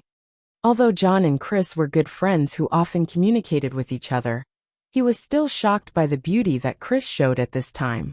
He slowed down his pace, as if he was afraid to disturb the beauty that was like an oil painting. John couldn't help but sigh. Chris, since you came back from China, you have become more and more beautiful. Chris smiled slightly and stroked her curly hair behind her ear. Really? But I don't think there's any change. Hardedef shook his head. No, you have an additional sense of mystery and tranquil beauty about you. It's really breathtaking. Chris closed the book with a smile and said, John, did you come here specially to compliment me today? If so, thank you. If not, please get down to business because... Chris shook the book in her hand. I still have to prepare my graduation thesis. John took a closer look and saw that Chris was holding a Chinese book with Chinese characters written on it. He grinned and said, Ha, I know these words. With that, John casually sat next to Chris and carefully identified a few words on the book. But after staring at it for a long time, he felt that these words were very familiar to him. But he couldn't say them out loud. He was so anxious that he scratched his ears and cheeks. Chris pursed her lips into a smile and taunted him in Chinese. I told you that your Chinese is still far from good, but you still don't believe me. John stared at her and retorted in some awkward Chinese. Nonsense. I'm now the student who has made the fastest progress in the Chinese class of the Confucius Institute. Even the teacher praised me for my fast progress. Chris giggled and said, All right then, Mr. Most Improved. How come you can't even recognize such simple words? John was so angry that he blurted out a mouthful of English and said, "Who made these words look so strange? Damn it, what the hell are these words?" Seeing that John was so anxious that the veins on his forehead were bulging, Chris couldn't help laughing. "I'm teasing you. These words are from the inner canon of the Yellow Emperor. This is an ancient seal script in Chinese. Even many Chinese may not be able to recognize it. This is my grandmother's book. When she gave it to me, I didn't even recognize these words." John breathed a sigh of relief and patted his chest in shock. "That's good. That means it's not a problem with my Chinese. Chris, you scared me just now. I thought my Chinese was still as bad as dog shit. If it's really the same as before, then my master will not want me anymore." Chris looked at John with a smile, but her beautiful eyes suddenly showed a trace of confusion. "John, do you really want to learn Kung Fu so much?" John nodded vigorously without hesitation and said, "Of course. Chris, when you first came back a few months ago, didn't you also want to learn Kung Fu from a master every day? Why are you asking such a question now?" Chris looked embarrassed. "I've thought about it, and my grandmother also supports me, but my father won't let me go. My mother also wants me to finish my studies first. I think about it myself, and I also feel that this matter is a little too illusory," John said with an exaggerated expression. "Oh my God, Chris, are you still doubting my master's ability? Have you ever seen anyone in this world who can dodge a bullet within a distance of 5 meters? Have you ever seen anyone who can jump down from the 4th floor with a person in his arms and act as if nothing happened? Have you ever seen anyone who can punch a big man like me, who weighs nearly 200 pounds, 90 kilograms, into the air?" John suddenly said with a serious face, "I know that your parents want you to inherit the family business in the future, so they want to keep you by their side. However, I will definitely go to China again, and I've already applied for the visa in the past few days. The reason I came to you this time is to ask if you want to go with me." Chris lowered her head with a complicated expression. She couldn't help but recall the memories of when she had gone to Tiannan University as an exchange student. In Chris's opinion, Tiannan University was far inferior to the University of Pennsylvania in all aspects. The quality of the students and the teachers was also uneven. Even the teachers and officials of this place had left a bad impression on her. But what impressed Chris the most was the incredible Chinese boy. Every time Chris closed her eyes, she seemed to be able to see Li Yundong's supernatural performance as he dodged bullets. It was really a shocking memory that she would never forget for the rest of her life, especially when her grandmother told her that Li Yundong might be a legendary cultivator and that he might know the art of immortality. Chris was even more tempted. She even wanted to immediately ask Li Yundong to teach her the art of immortality. But as time went by, this impulse slowly dissipated and calmed down. In the end, Chris chose to study instead of the illusory cultivation. However, just when Chris thought that she was about to forget about this matter, John appeared again. He was still worshipping that mysterious and powerful Eastern boy, and still had a heart of stone, wanting to go to the faraway East to learn from him. Chris' memory, which had already faded away, was evoked again. Her heart suddenly pounded. She lowered her head and remained silent. She just quietly stroked the exquisite cover of the book in her hand. Seeing the excitement in Chris' eyes, Hardedef said, "Chris, what are you hesitating about? Do you know how old you are? Please, you are only 20 years old. You look like an 80-year-old grandmother who is looking forward to the future. Do you know what 20 years old is? This is the age to travel around. While we are still young, we still have the courage to travel around. If you don't go out now, when will you? Are you going to regret it when you are old and can't walk anymore?" Chris' heart suddenly skipped a beat.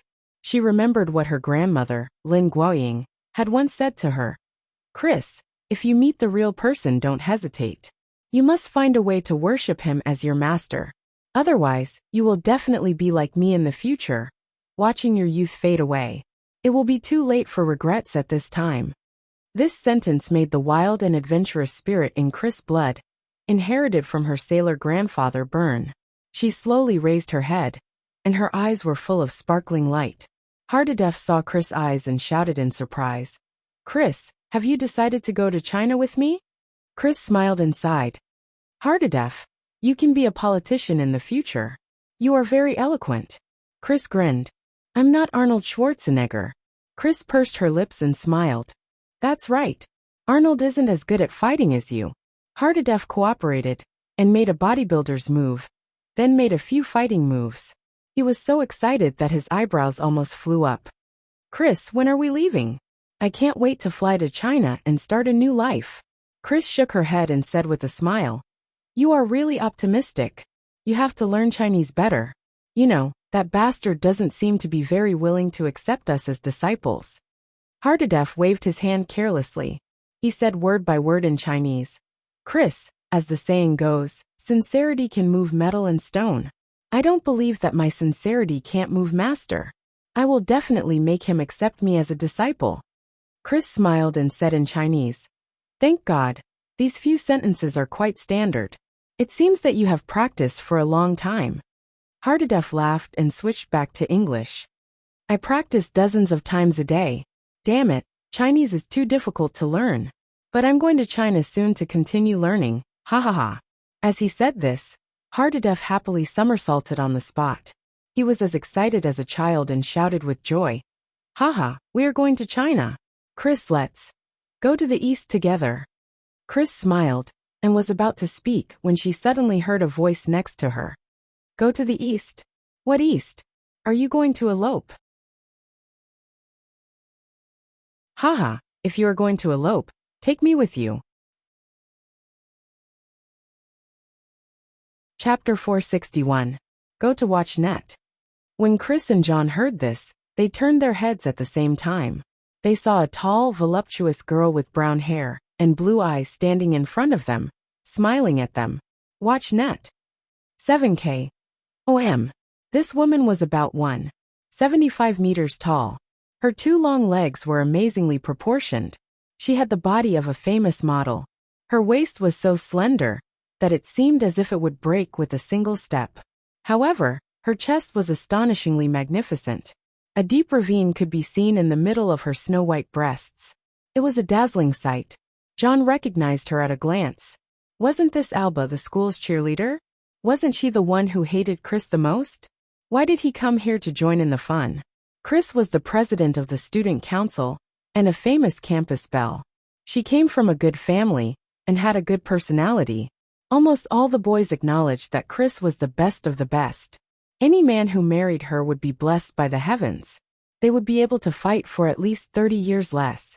Because of this, Chris was extremely popular in the university and was called the Goddess of Pennsylvania by the boys. She had been Miss Pennsylvania of the Year for 3 years in a row. However, the more outstanding a girl was, the more she could attract the attention of the opposite sex and the hostility of the same sex. Alba, the cheerleader in front of her, was Chris' famous nemesis at the University of Pennsylvania. For the past 3 years in a row, Chris had won the Miss Penn Award over Alba by a narrow margin. In private, Alba gnashed her teeth in hatred. More than once, she had privately cursed Chris for being a dignified and beautiful B*TCH. From her point of view, Chris already had everything, but she just had to fight with her for the title of Miss Best of the Year, which was the icing on the cake for Chris, but a timely help to her. To be able to obtain this kind of title in a well-known university many times, for a girl from an ordinary family with no power, no background, it was a kind of rich capital. But this kind of capital that should have fallen on her had been endlessly deprived by crazy. How could Alba not gnash her teeth in hatred? At this time, Alba was looking at Chris with a very jealous gaze. She said in a very sarcastic tone, Chris, I didn't know that you were so wild. You actually want to elope? Although John was a little unhappy, he still raised his hands and said, Hey Alba, can you not involve me in the battle between you two? Alba glanced at John and suddenly smiled at him. Ah, I know you. You're John from the combat club. Your performance at the gala was pretty good. Although John was big, he was not stupid. He knew that Alba mistakenly thought that he was Chris's boyfriend and wanted to dig up his past to humiliate Chris. Then she would dump him later. John quickly took a step back and said, Alba, Chris and I have some private things to talk about. Can you do me a favor? Alba was quite beautiful, and had a very South American appearance. She giggled and said, "How can there be so many private things? Why are you two so unnatural when I come here? What are you talking about?" As she spoke, Alba glanced around, and saw the inner cannon of the Yellow Emperor in Chris's hands. She smiled and said, "What book is this? Is it a book of witchcraft and magic?" Chris knew that Alba had always hated her, and would make things difficult for her every time they met. She knew that once she made things difficult for Alba, everyone would immediately say that she was bullying others. Therefore, she had been enduring and giving in. No matter what Alba said, she would remain silent. When Alba saw that Chris was ignoring her, she felt a little bored, but she was unwilling to leave. She quickly snatched the inner cannon of the Yellow Emperor from Chris's hands when Chris was not paying attention. Then she turned around and flipped through it. As soon as she opened it, she was dazzled by the dense square characters inside. Alba curled her lips, threw the book on the ground disdainfully and said, "What rubbish is this? Chris, are you wasting your life by looking at these things every day?" Chris frowned slightly. She bent down, picked up the book on the ground, and carefully and seriously patted the dust off it. She said seriously, "Alba, you can disrespect me, but you can't disrespect this book." Alba sneered and said, "What kind of witchcraft book is it that you value so much?" John couldn't help but say angrily, "Alba, this is a book that Grandma Chris gave her." Chris shook her head at John, motioning for him not to speak. Then, she said seriously to Alba, "Alba, this book is called The Inner Canon of the Yellow Emperor. It comes from China. It is the earliest medical book recorded in the history of human beings on this planet. You can disrespect people, but please respect history and science." Alba curled her lips and said, "TSK, what do you mean by the earliest medical book? From China? And science? In my opinion, it's just a black book full of witchcraft and superstition that records the backwardness and ignorance."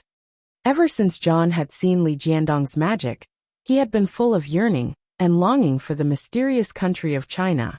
He couldn't bear to hear someone slander this country, so he couldn't help but say angrily, "Alba, is your period coming or has your boyfriend dumped you? What are you doing here? We're having a good conversation. What does it have to do with you?" Alba's face changed drastically, and she screamed, "This is the capital of a free country. It's none of your business where I want to go. Don't you want to go to that damn feudal country? Go, don't stay in this land of freedom." John was furious. "It's none of your business where I go." A look of displeasure flashed across Chris's face. She said in a low voice, "Alba, we don't welcome you. Please leave." Alba gritted her teeth and said, "I'm relying on you." "What are you going to do?" Chris had never seen such a scoundrel before. She shook her head with a wry smile and said to John, "Forget it, let's go." John was so angry that he laughed. "Alba, we're going to China. If you have the guts, come with us." A strange look appeared on Alba's face. She looked at the backs of Chris and John as they turned to leave. She gritted her teeth and said loudly, "If you have the guts, tell me when to go." John laughed without turning his head. "Tomorrow." Chris was shocked and quickly tugged at John's sleeve. "Hey, are you crazy? Are you leaving tomorrow?" John said curiously, "Don't you have a passport and can go abroad at any time?" "I've already got mine. If you want to go, go as soon as possible. Of course, this kind of thing should be done as soon as possible. Otherwise, if you delay for a few more days, you won't want to go, right?" Although Chris felt that it was a little hasty, she felt that what John said was reasonable. In addition, the wild spirit of adventure flowing in her blood made her a little excited. Chris nodded slightly. "Well, I'll go back and pack my luggage. Then I'll book a plane ticket tonight." John laughed heartily. "Then it's a deal." After that, he turned to Alba and laughed loudly. "Alba, we're going to China tomorrow. If you have the guts, come with us." Alba watched as John laughed arrogantly and left. She stamped her feet, cursed him, and then left angrily. The next day, John and Chris made an appointment to meet at the airport. They were about to board the plane when they suddenly saw a familiar figure dragging a suitcase and walking up to them, looking at them proudly. It was Alba. Chris and John were both stunned. Chris stared at Alba with her eyes wide open and stammered, Alba, what are you doing? Alba flipped her long brown hair and said proudly, "Didn't you say that I would come with you if I had the guts?" "Ha, I'm coming with you." John's eyes almost popped out of their sockets. He stammered, "Alba, are you crazy? Do you know how far China is? Aren't you afraid that your family will worry about you?" Alba rolled her eyes at John. "It's none of your business. Anyway, I'm here now. What are you going to do?" Chris was stunned and said, "But you, how did you know which flight we took?" As soon as she finished speaking, she came to her senses and turned to glare at John. "John, did you tell her?" John shrugged, spread his hands, and said with a wry smile, "I didn't think she would come with us. Even if she wanted to, she wouldn't have a passport. But I didn't expect. Damn it, is this woman crazy? What is she doing here? Just because she's angry with us?" Alba ignored the two of them and dragged her small suitcase to the gate. "Guys, it's time to board the plane," she said. "Now we're going through thick and thin together." As she spoke, she walked forward as if she were the leader of the team. Chris couldn't help but press her forehead with her hand and groan. "Oh my God, what the hell is going on?" John whispered with a wry smile. "Why don't we get rid of her again and secretly change to another flight?" As soon as he finished speaking, Alba turned her head and shouted angrily, "Don't even think about getting rid of me." Chris and John looked at each other and shook their heads with wry smiles at the same time. Then they dragged their luggage to the gate. Chris couldn't help sighing. "John, I have a bad feeling that our trip to China is going to be very, very bad." John also turned his head and said with a bitter smile, "I agree. I can't imagine what Master will do if he sees the three of us. Oh my God, he will definitely kick me out of the door." Chris rolled her eyes at him. "Has he ever accepted you as an apprentice?" Vote recommendation previous page, return to table of contents, next page error report. If you like it, please click here to add Keeping a Fox at Home to your bookshelf so that you can read the latest chapters and updates of Keeping a Fox at Home in the future. If you have any suggestions or comments on Keeping a Fox at Home, please click here to express your views.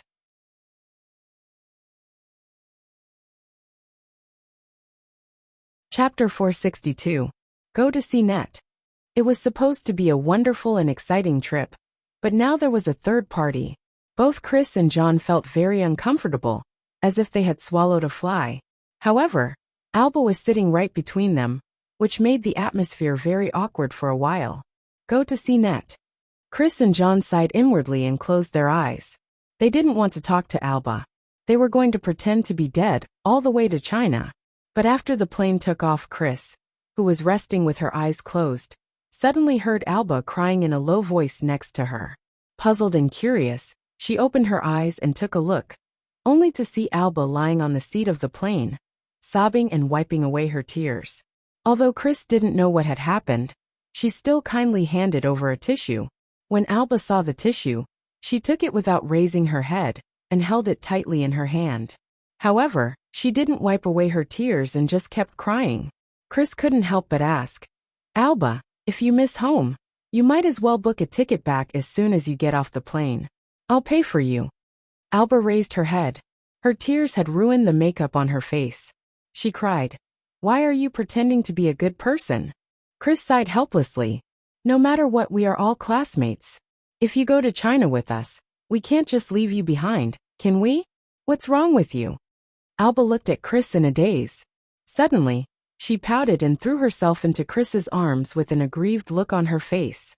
She cried loudly, "Chris Jack, that be asterisk tzich, dumped me for a whore."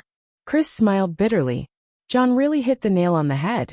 "You didn't go to China with us because of this, did you?" Alba burst into tears. "I feel like a big joke. How could he do this to me?"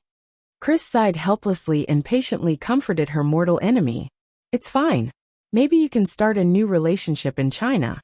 John's hostility towards Alba had also dissipated a lot.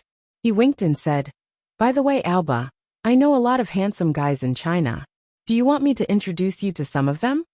Chris glared at him. "Shut up. Who else do you know besides your master?" "And I know the mayor," cried John. Chris remembered how John had greeted Mayor Luo and laughed. "Yes, if you're not afraid of being arrested and thrown into prison, you can go find him. After crying for a while, Alba calmed down a lot. She wiped her tears and said to Chris, "Chris, I'm sorry. I was dumped by Jack yesterday, and I was in a bad mood. I just wanted to find someone to vent my anger on. I was a little rude. I apologize." Chris generously stretched out her hand to Alba. "Let's not talk about the past. Let's be friends now, okay? Even if you're just a friend in China. Will you still be an enemy when you come back?" Alba looked at Chris's outstretched hand and suddenly laughed.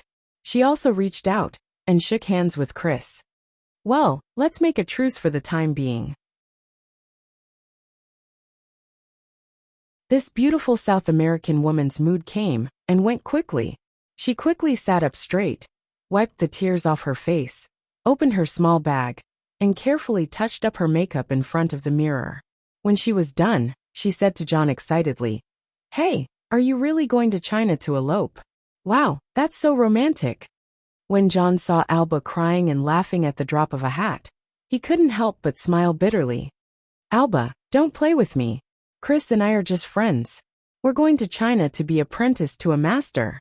Alba blinked and asked curiously, "Apprentice to what master?" When it came to apprenticing, John became a little excited. He turned around and said excitedly, "We're going to be apprenticed to a very, very powerful Chinese man." Alba became more and more curious. "How powerful? In what way?" John waved his hands and said, "He can dodge bullets within 5 meters, catch people falling from the 5th floor with his bare hands, and deal with dozens of gangsters with his bare hands." Alba couldn't help laughing. "John, you're talking about Superman. He's not in China, he's in Hollywood." John couldn't help but say angrily, "Alba, I'm not joking with you." Alba stopped smiling and looked at John with a strange expression. "I'm not joking with you. Superman is really in Hollywood." John was so angry that he shouted, "What I just said is true. If you don't believe me, ask Chris." Alba saw that John's angry face didn't seem to be fake, so she turned to look at Chris and asked tentatively, "Is it true?" Chris also nodded seriously. "It's true. We saw it with our own eyes. I used to take pictures of it with my mobile phone, but unfortunately, the teacher at the university, where I was an exchange student, confiscated my memory card, so, alas, I could have won the Pulitzer Prize for journalism." Alba couldn't help shaking her head. She smiled and said, "Impossible, I don't believe it. How could there be such a person in this world?" Chris smiled slightly. "Alba, you'll know when you see him." Alba smiled and said, "If there really is such a person, then I'll also be apprenticed to him." As soon as she finished speaking, John burst out laughing. "That's impossible." Alba was a little unconvinced. "Why not?" she asked. John looked at Chris, and Chris happened to look at him as well. The two of them laughed in unison. "Because you can't speak Chinese." Alba stared at him with her blue eyes and said, "What does speaking Chinese have to do with not being apprenticed to him?" John said gloatingly, "This is Master's rule. He said that if you want to learn his kung fu, you must first learn Chinese, or he won't teach you." Alba frowned. "Can't I even hire an interpreter?" John laughed and shook his finger. No, of course not." Alba was tongue-tied. "Is it too late for me to learn it now?" John became more and more proud. "Chinese is very difficult to learn. It's too late to learn it now. Besides, even if you learn it, Master may not accept you." Alba frowned. "Why is that?" John pointed at Chris. "Chris's Chinese is good enough, isn't it? Why didn't Master accept her at the beginning?" "Because Master said that his kung fu is only passed on to men, not women." Alba was originally stubborn and extreme, and she also had some feminist ideas. When she heard this, she immediately became angry. Regardless of the fact that she was on the plane, she stood up and said angrily, "What kind of man is this? What era are we in? How can there still be such rotten ideas? You want to be apprenticed to such a person? Oh my God, are you all out of your minds?" She was tall, so when she stood up on the plane, she really stood out. All the people on the plane looked at her in unison. The stewardess immediately walked up to her and whispered with a smile, "Hello, madam. Please keep your voice down. Thank you." Seeing that everyone was staring at her, Alba forced a smile and sat down angrily. She still kept complaining in a low voice. What's the big deal? This is obviously sexism. She complained in a low voice for a while, then turned to look at Chris and asked in confusion. Hey, you know that it's unlikely that you will be his apprentice, so why did you go to China? Chris was still focused on the inner cannon of the Yellow Emperor in her hand.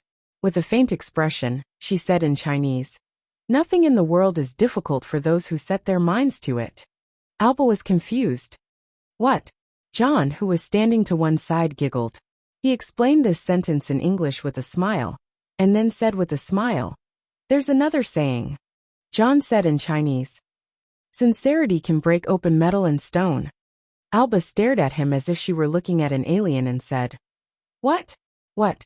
Say it again?" John repeated the words carefully, word by word. Alba followed him like a parrot, but no matter how hard she tried, it was very difficult to pronounce. After repeating it a few times, Alba covered her face with her hands and lamented, "Oh my God, I feel like my tongue is tied in a bow.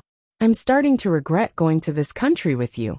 How am I going to talk to these Chinese people who can tie bow knots with their tongues in the future?" Chris held back her laughter and said lightly, "When you get off the plane in Shanghai, you can take the earliest flight. I'll buy you a ticket." Alba immediately put down her hands, stared at her, and said, "Don't even think about getting rid of me. I won't run away. No matter what, I have to see what this hateful damned misogynist bastard looks like. I also want to scold him for his male chauvinism and his decadent and old-fashioned ideas. I want him to know that he lives in the 21st century, not in the damned ancient society." Hearing this, John turned pale with fright and quickly said, No, Master will be angry. He is very powerful. You can't make him angry." Alba glanced at John and asked, "Why are you so nervous?" Soon, Alba suddenly understood and said, "Oh, you're afraid that if I make him angry, he won't accept you as his disciple, right?" John nodded with a wry smile on his face. Alba laughed proudly and said, "Ha ha ha, from now on, I'm the leader of this small team. If any of you don't listen to me, I'll make trouble. I'll make sure you can't become my disciple." John slapped his forehead with his hand and groaned in pain. "Oh my God, why did I send you the flight details?" John turned his head to look at Chris with a pained expression, only to see that the blonde beauty was still calmly reading her book. He couldn't help but ask, "Chris, aren't you worried?" Chris sighed softly and said, "What's there to worry about?" Alba smiled triumphantly and said, "That's right. Hey John, from now on, you are my subordinate. You have to listen to me, otherwise Before she could finish her words, Chris said slowly, "I heard that a large number of people go missing in China every year.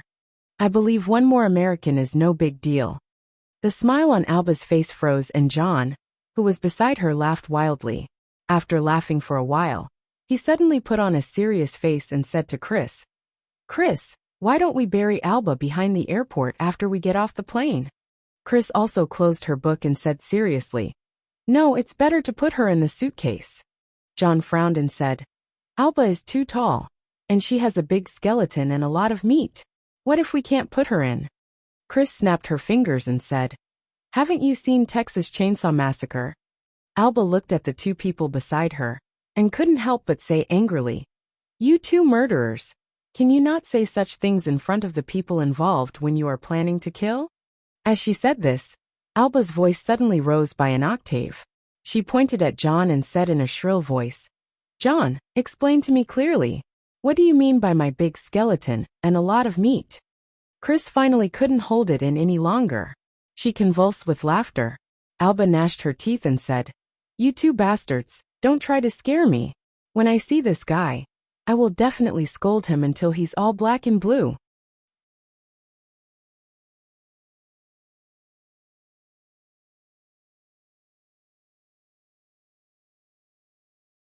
At this time, the school was over at noon. The three of them stood in the crowd of black heads, which was really eye-catching, attracting the attention of the surrounding teachers and students. Alba looked at the gate and the buildings of Tian'an University with a critical face and kept shaking her head. "Oh my God, this school is at least 50 years behind us. Can this school produce a Superman? I don't believe it." John was very excited when he thought that he would see Li Yundong soon. It was rare that he didn't bicker with her.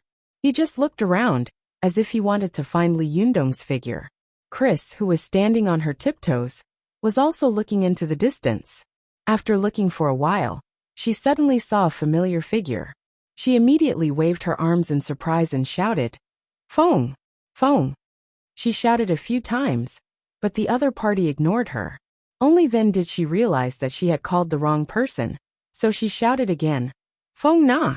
Feng Na, who was talking with Cheng Cheng in the school and walking out of the school, heard the shout. She raised her head and curiously looked in the direction of the voice. When she saw who it was, she was suddenly stunned. "Chris, why is she here? Is the school having an exchange activity again?" Cheng Cheng, who was standing to the side, rolled her eyes. She snorted and said with a very ambiguous smile, "The foreign horse is here to steal your lover." Feng Na glared at her. "My man, I don't have a lover." Cheng Cheng said with a smirk, "Don't pretend. She's your dream lover, you know."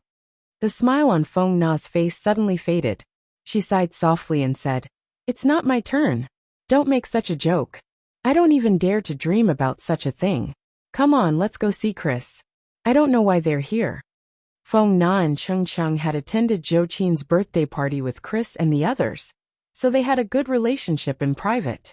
When they parted ways, they had exchanged gifts with each other. Feng Na greeted her with a smile and said in English, "Chris, why are you here?" However, Chris replied in Chinese with a smile on her face, "I'm here for Li Yundong."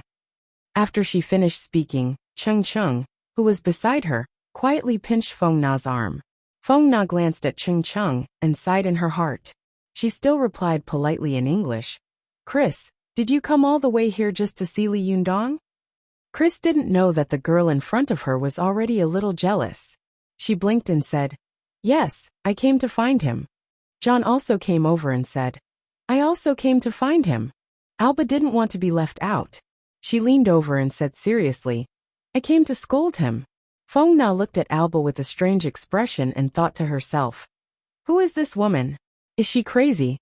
Although Feng Na felt strange, she still smiled politely at Alba, and then said to Chris, "Li Yundong hasn't been to school for a long time." Chris and John were shocked at the same time. "What? He dropped out of school?" Feng Na shook her head. "No, he just went through the formalities of suspension." John smiled bitterly. "Damn it, what should we do? Where did he go?" Chris quickly asked. "What is he doing now?" Feng Na's eyes showed strong admiration, and she said proudly, "He has opened a tea house of his own. I went there last time it opened." Cheng Cheng also showed off excitedly, although she had used this matter more than once. "Do you know who went to the opening ceremony? The secretary of the provincial party committee, the top leader. Ah, it's equivalent to your governor." "Governor?" Chris, Alba, and John exclaimed in surprise at the same time, and looked at each other. In the United States, politicians like governors often made some show of being close to the people, and it was not uncommon for them to see or even talk to the governor. However, it was not a small matter for any enterprise to invite a governor for the opening. This was a manifestation of resources and connections. Chris knew that Li Yundong was extraordinary and had superhuman strength, but she didn't know that he had such a political background. She was stunned for a moment and asked, "Where is this tea house? Can you take us there?" Feng Na and Cheng Cheng looked at each other. Then Feng Na smiled and said, "Okay, I'll call him and see if he's there." She took out her cell phone and made a call, but no one answered. Feng Na couldn't help but say angrily, "That be asterisk starred. I told him last time not to use his cell phone as a landline, but he didn't listen." She said helplessly to Chris, "Forget it, let's go straight to him.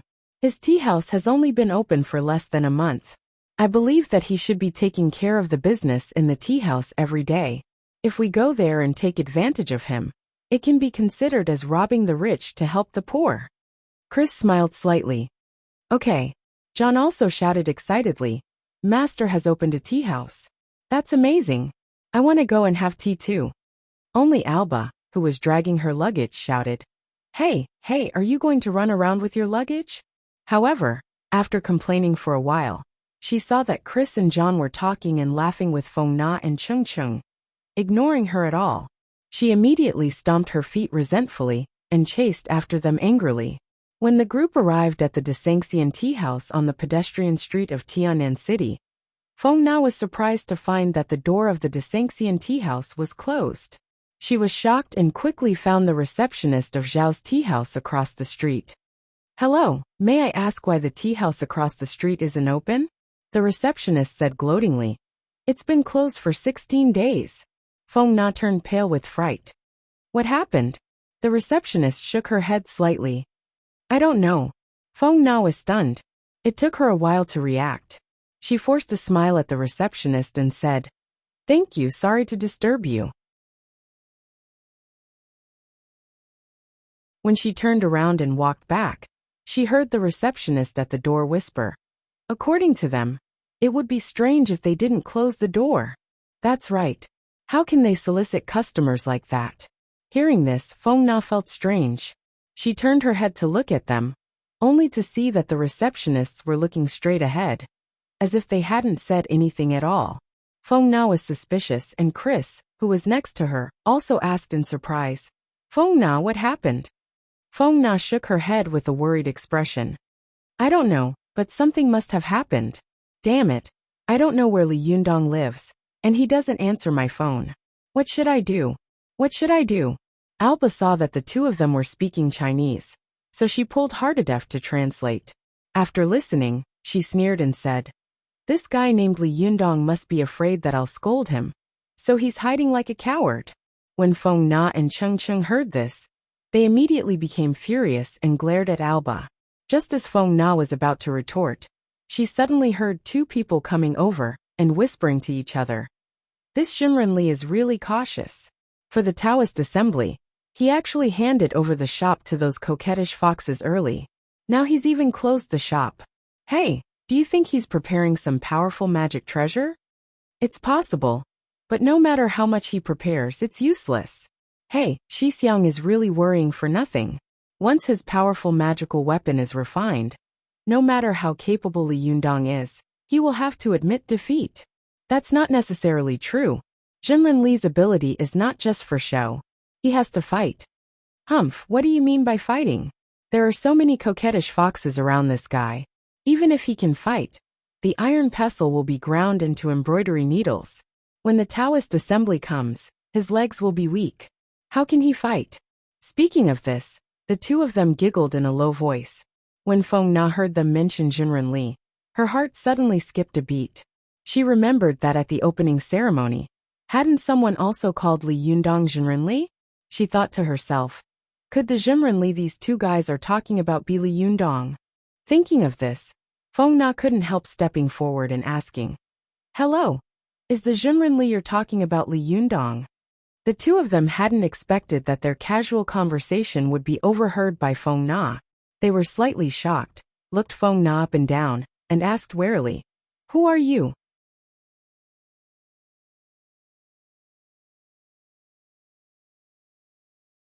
Chapter 464. Go to Watch Network. Feng Na smiled and said, "I'm Li Yundong's friend." Then, she turned around and pointed at Chris and John saying, "My friend and I have something urgent to discuss with him." The two of them looked at each other, and one of them sneered and said, "Why are you looking for Li Yundong?" When John heard their conversation, he leaned over and said, "I'm looking for my master. I'm his disciple." The two men's expressions changed at the same time, and they exclaimed, "You're Li Yundong's disciple?" John had even dared to say that he was Li Yundong's disciple in front of Li Yundong, let alone in front of two strangers. He nodded vigorously and said, "Yes, I'm his disciple." The two men were shocked and angry. They looked at each other and thought, how dare Li Yundong break the rules of the cultivation world and accept a foreigner as his disciple? He's too bold, isn't he? One of them suppressed his anger and said, "He may have gone to Dongwu City to participate in the Taoist assembly. You can go and find him yourself." When John heard this, he was overjoyed. Okay, I'll go and find my master right away." After that, he was about to leave. Chris was very careful and quickly asked, "May I ask where the Taoist assembly will be held in Dongwu City?" The two men saw that Chris had blonde hair and blue eyes, Her figure was exquisite, and her skin was as white as cheese. She was a rare beauty. They were shocked, and one of them asked subconsciously, "Are you also his disciple?" Before Chris could say anything, John rushed to say, "Yes, yes, so is she." The two of them suddenly gasped and thought with envy and anger, "This bastard actually accepted such a beautiful foreign woman as his disciple. This was simply too lawless. Why can't such a good thing happen to me?" One of them sneered and said, "The Taoist assembly will be held on a tanker in the moat of Dongwu City in 2 days. You'll know when you get to the wharf of Zenshikyo." After that, he snorted angrily and left in a huff.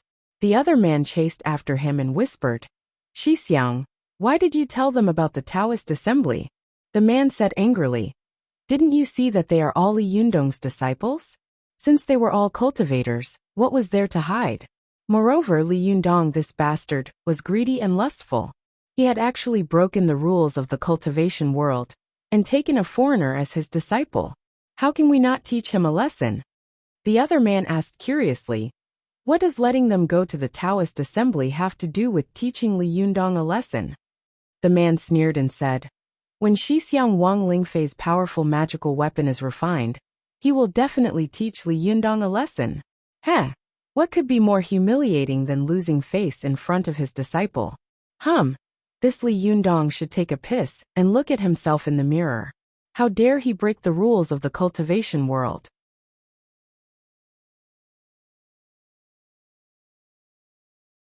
Even if it's going to be broken, it should be our genie school who will be the first to break it. It's not his turn. Another person also chuckled. That's right. This guy isn't afraid of being coquettish. He raised a vixen at home, and now he's raising a foreign horse. I wonder if he can handle it. It doesn't matter. If he can't handle it, when senior brother Wang defeats him, his disciples will definitely scatter. At that time, we can help him share the burden. After that, both of them burst out laughing. Feng Na and the others didn't know what these two gentle scum of the genie school were up to. They thought that they were kindly instructing them to go to Dongwu City. Feng Na glanced at Chris helplessly and said, "Li Yundong should be in Dongwu City to participate in this Taoist assembly. Otherwise, there would be no reason for him to ignore the tea house. You can go to Dongwu City to find him." Chris asked, "Feng Na, aren't you going with us?" Feng Na shook her head and said with a wry smile, "No, Dongwu City is quite far away. We still have things to do, so we can't go. You go by yourselves. I have no other choice. If there's really no other way, let's keep in touch by cell phone." Chris thought for a moment and said, "Well, give me your cell phone number." After exchanging cell phone numbers, they parted ways and left. Alba hadn't expected that her journey would be bumpy. Not only could she not rest in the hotel, but she also had to rush to another city. She couldn't help but sigh and complain while dragging her luggage. In her heart, she had already cursed Li Yundong 10,000 times. Chris ignored her. She just pulled Hardadef and whispered, "Hardadef, how can you say that we are Li Yundong's disciples in front of others?" Hardadef said proudly, "Chris, Chinese people are very proud. If I say this, everyone will know that I, Hardadef, am his disciple. He has no choice but to accept me. It's the same for you. You should thank me." Chris rubbed her temples with her hands and said in Chinese with a wry smile, "You are a simple-minded fool. You will definitely cause trouble.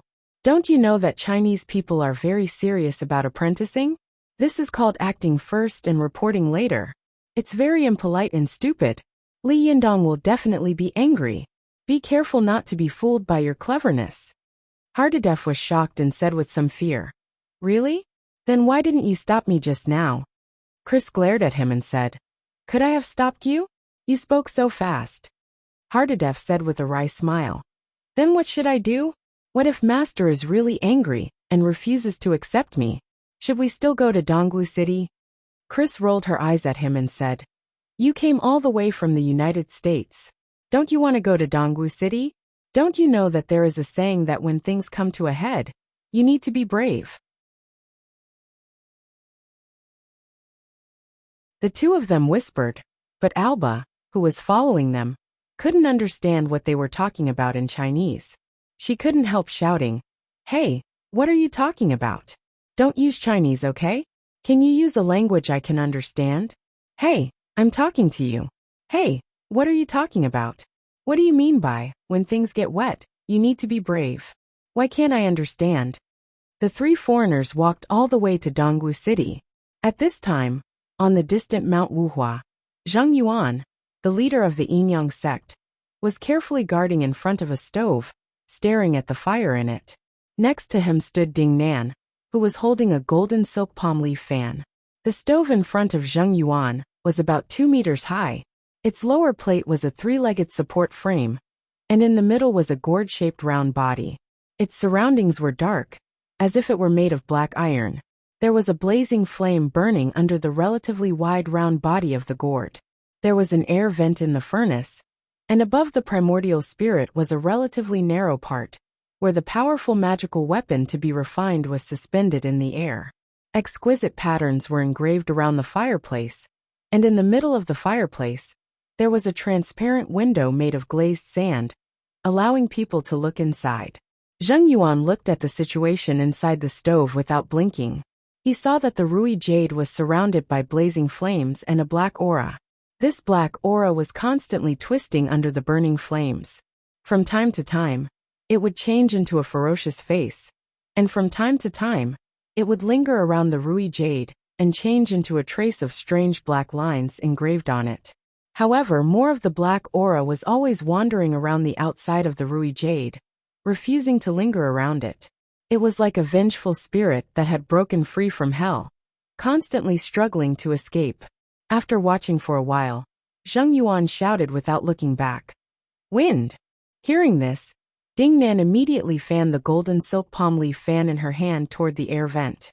Ding Nan had been cultivating with Zheng Yuan for a while. Her aptitude was excellent, and with the help of all kinds of elixirs and miraculous medicines, the Xianyin Yuanqi in her body was not weak at all. She was only one step away from the Zhuji phase. As she fanned, the whole room was filled with a strong wind, as if a matrix vortex had appeared. This vortex swirled the air in the room crazily, and then gathered into a fist-sized eye of the wind and drilled into the air vent. As soon as the wind entered, the flames in the stove immediately flared up, forcibly driving back the black fog that was trying to escape. The stove fire was so strong that the entire Rui jade and the black fog were enveloped in it. Zheng Yuan saw a blazing red flame in front of him, and he subconsciously covered his eyes with his hands. When he put his hands down again, he saw that all the black fog around the Rui jade had disappeared. The Rui jade was still suspended in the middle of the stove, crystal clear. Ding Nan also took a closer look curiously and asked, "Why is there no movement, master? Do you still want to fan it?" Zheng Yuan waved his hand nervously at Ding Nan and said, "Don't fan it yet. Let me take a look." Zheng Yuan opened the mouth of the stove and took out the Rui jade with his jinshi. He took a closer look and saw that the Rui jade was slightly red from the heat, but the strange black lines that had been branded on it before could not be seen on its body. He immediately said to Ding Nan, "Quick, take the 9th Earth Mystic Yin method and pour it on it." Ding Nan immediately took a wooden bucket from the side and poured it on the Rui jade. As soon as it was poured, the Rui jade let out an extremely shrill roar and instantly released countless black ghosts. The faces of each ghost were twisted and ferocious, and they opened their mouths wide and roared wildly. Ding Nan was so frightened that she took 3 steps back. Her 3 souls and 7 spirits almost flew out of her body in fright. However, these ghosts only leaped out for a moment and soon flew back on their own. When Ding Nan looked at it again, she saw that the Rui jade had returned to its original state, but from time to time, layers of dense and strange black patterns would appear all over its body. Zheng Yuan held the Rui jade in his hand and laughed proudly. "It's done, it's finally done. I've been refining it with the fire of 9 yang for 49 days, with the help of the ghosts of 81 boys and girls, and with the help of the 9th Earth Mystic Yin method. This powerful magical weapon has finally been refined." Ding Nan stared at the powerful magical weapon in Zheng Yuan's hand with her eyes wide open. She knew that Zheng Yuan had killed many children in an extremely cruel way, and refined their Yin spirits to refine this powerful magical weapon. She couldn't help but ask, "Master, this powerful magical weapon you refined, What magical power does it have? Zheng Yuan carefully hid the Rui jade close to his body and smiled proudly. Hee, the Taoist assembly is in 2 days. You'll know then. Dingnan asked tentatively, is it very powerful? Zheng Yuan laughed and said, of course it is. Dingnan asked again, how powerful is it? Can it be more powerful than Li Yundong? Zheng Yuan sneered disdainfully and said, Li Yundong? Humph, with this powerful magical weapon of mine. Even if Taoist Zhang of the Jingyi school came in person, he could only run away and not dare to fight with me. Li Yundong is a little bastard who has only cultivated for a few days. Who does he think he is? See how I will deal with him at the Taoist assembly and avenge you. Ding Nan was a little worried in her heart, but she didn't dare to show the slightest expression on her face.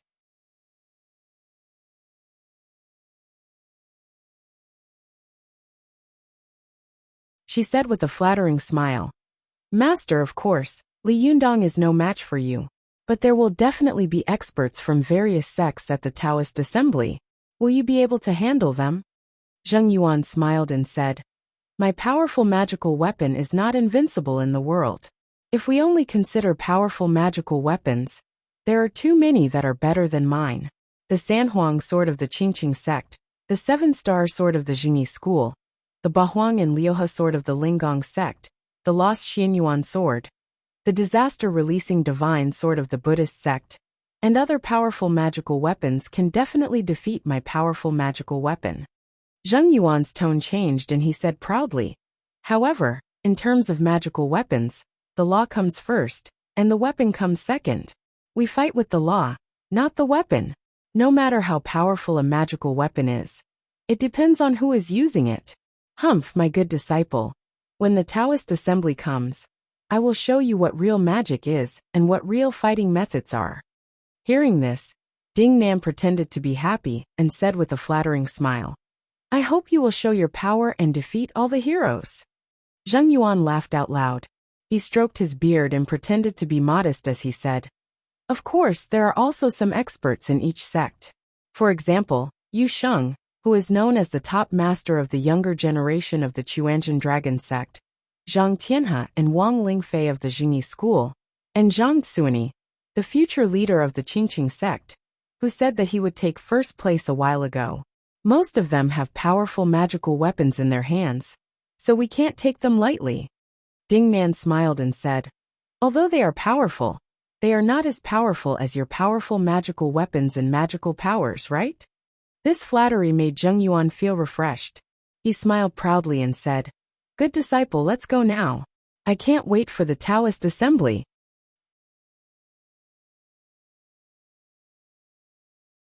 Chapter 465. Go to Watch Network. After walking in the wind and snow for a day and night, Zhou Qin finally arrived at the foot of Kari Holy Mountain. Watch Net. Kari Holy Mountain, located in the south of Lhasa and the north bank of the Yarlung Zambor River, was one of the 4 famous holy mountains in Tibet. Because it stood majestically in the forest, it was like a sharp sword rising into the sky, towering into the clouds, majestic and magnificent. So it was called Kari, which meant touching the sky.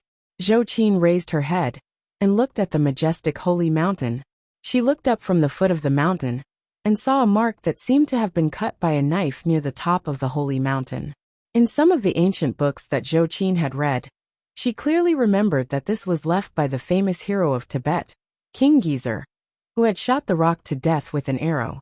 Therefore it was called Folding Winter by the world, which meant an arrow sheath.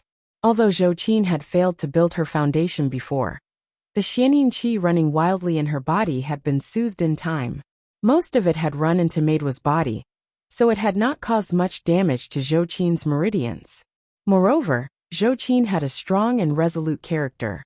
She was not discouraged at all because of her first failure to build her foundation.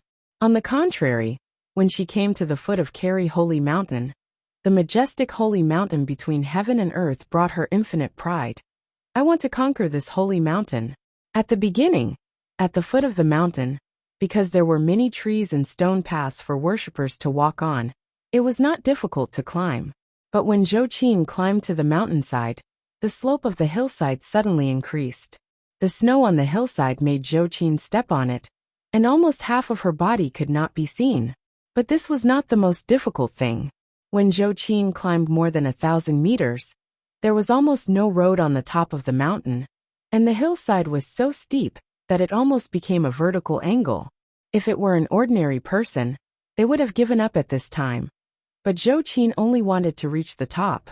She climbed up the almost vertical cliff with both hands and feet. Kari Holy Mountain was the tallest of the 4 holy mountains in Tibet. Zhou Qin was climbing the mountain, which was thousands of meters above sea level. She was surrounded by the biting cold wind. A gust of wind could almost freeze her fingers and make them numb. However, Zhou Qin seemed to be unaware of it. She still gritted her teeth and climbed up. Her delicate body was almost like a piece of grass on the cliff, as if it would be blown away at any time. Watching Zhou Qin climb up the mountain range from a distance, Yuan Hongling and Zhou Qin couldn't help but break out in a cold sweat for her. They didn't even dare to breathe too loudly. Yuan Hongling said nervously in a low voice, "Sister Ziyuan, is she crazy? Why did he have to climb so high? You don't have to climb to the top of the mountain to build your foundation, right?" Ziyuan also looked at Zhou Qin nervously. She knew that if anything happened to Zhou Qin, even if she could fly over and save her, Zhou Qin would never be able to reach the Zhuji phase in this lifetime. Zhou Qin is challenging the limits of cultivation. Ziyuan murmured in a low voice. She could vaguely feel why Zhou Qin suddenly wanted to climb to the top of Kari Holy Mountain like a madwoman. What was hidden in this girl's heart that made her want to surpass everything without a care for her own safety? The two of them widened their eyes as they watched Zhou Qin climb up bit by bit. From a distance, they could only see a small black spot on the snow-white Kari Holy Mountain, constantly climbing and squirming. Although Zhou Qin had been reborn from Jindan at this time, her strength and aura had surpassed that of ordinary people by several times, or even more than 10 times. In front of heaven and earth, she was as small as a speck of dust. But it was such a speck of dust that she wanted to conquer the peak of heaven and earth. Several times, Yuan Hongling thought that Zhou Qin was going to fall into the valley. Several times, she wanted to rush over to save her, but several times, she found that Zhou Qin had lost her balance due to the strong wind and turned back. Ziyuan looked at Zhou Qin with a moved expression. She couldn't imagine how a delicate woman like Zhou Qin could withstand such a terrible power of heaven and earth in such a cold environment. How could she withstand such a bitter and difficult physical torture? After a long time, when Yuan Hongling saw that Zhou Qin had finally climbed to the top of the mountain, she finally couldn't help but sigh with a shocked face. "Sister Ziyuan, I have never admired anyone in my life except you. Today, I admire Zhou Qin. She is really amazing. She can climb such a high mountain with her bare hands when she hasn't reached the Zhuji phase yet." After watching Zhou Qin climb to the top of the mountain, Ziyuan opened her hands, as if she wanted to embrace the sky. She shook her head slightly and said, "Zhou Qin must have been stimulated by what happened to Meiduo. It may be the first time she has felt the pain and grievance of not having power. So she wants to climb to the highest peak and reach the highest realm of cultivation. What we cultivators need is a brave and fearless heart like her. I believe that Zhou Qin will definitely succeed in the Zhuji phase this time." As if to prove Ziyuan's words, Zhou Qin, who had her arms wide open, suddenly let out an extremely wild roar. It was hard to believe that this noble princess, who usually paid attention to smiling without showing her teeth, could actually let out such a wild roar. This roar shook the heavens and the earth. The clouds in the sky seemed to be shaken and kept spinning, turning into a colorful vortex. In the center of the vortex, a pair of majestic eyes could be vaguely seen. Ziyuan was shocked and her face changed greatly. "Oh no, Zhou Qin has alarmed the gods of the 9th heaven." But just as she was about to move, Zhou Qin, who had not noticed, found a small cave at the top of the mountain to take shelter from the wind. As soon as she sat down cross-legged in it, she immediately entered a meditative state.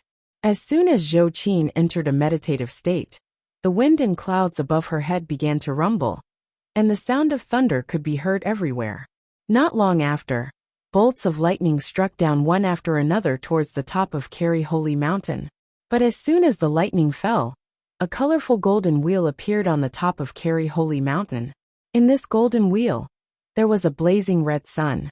The golden wheel kept spinning, and the red sun in the middle was like a huge vortex, sucking in one bolt of lightning after another. Wan Hongling was stunned. She stammered, "What is this?" Ziyuan said solemnly, "This is the red sun golden wheel of the Tibetan esoteric sect. It is the power of the gods formed by the power of their devout faith of the worshippers, who have come to Carry Holy Mountain to worship for thousands of years. Now this power is automatically resisting the divine punishment." Wan Hongling was shocked. "Zhou Qin has triggered the divine punishment?" Ziyuan nodded. "Zhou Qin's aura is so strong, and she has climbed so high.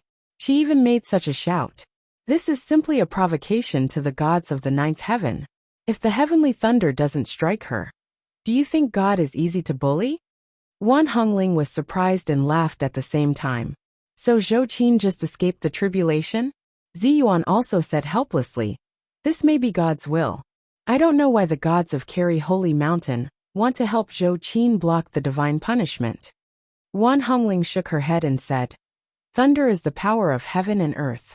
Every bolt of lightning will leak the spiritual qi of heaven and earth. How much spiritual qi of heaven and earth will leak out from the thunder above Zhou Qin's head? However, Zhou Qin's Yuji phase will not be struck by the heavenly thunder. This is really a great opportunity. How much spiritual qi of heaven and earth can she absorb in the Yuji phase?" Ziyuan also sighed. "This is called time and fate. If Zhou Qin hadn't insisted on climbing to the top of the mountain, how could she have attracted the heavenly thunder?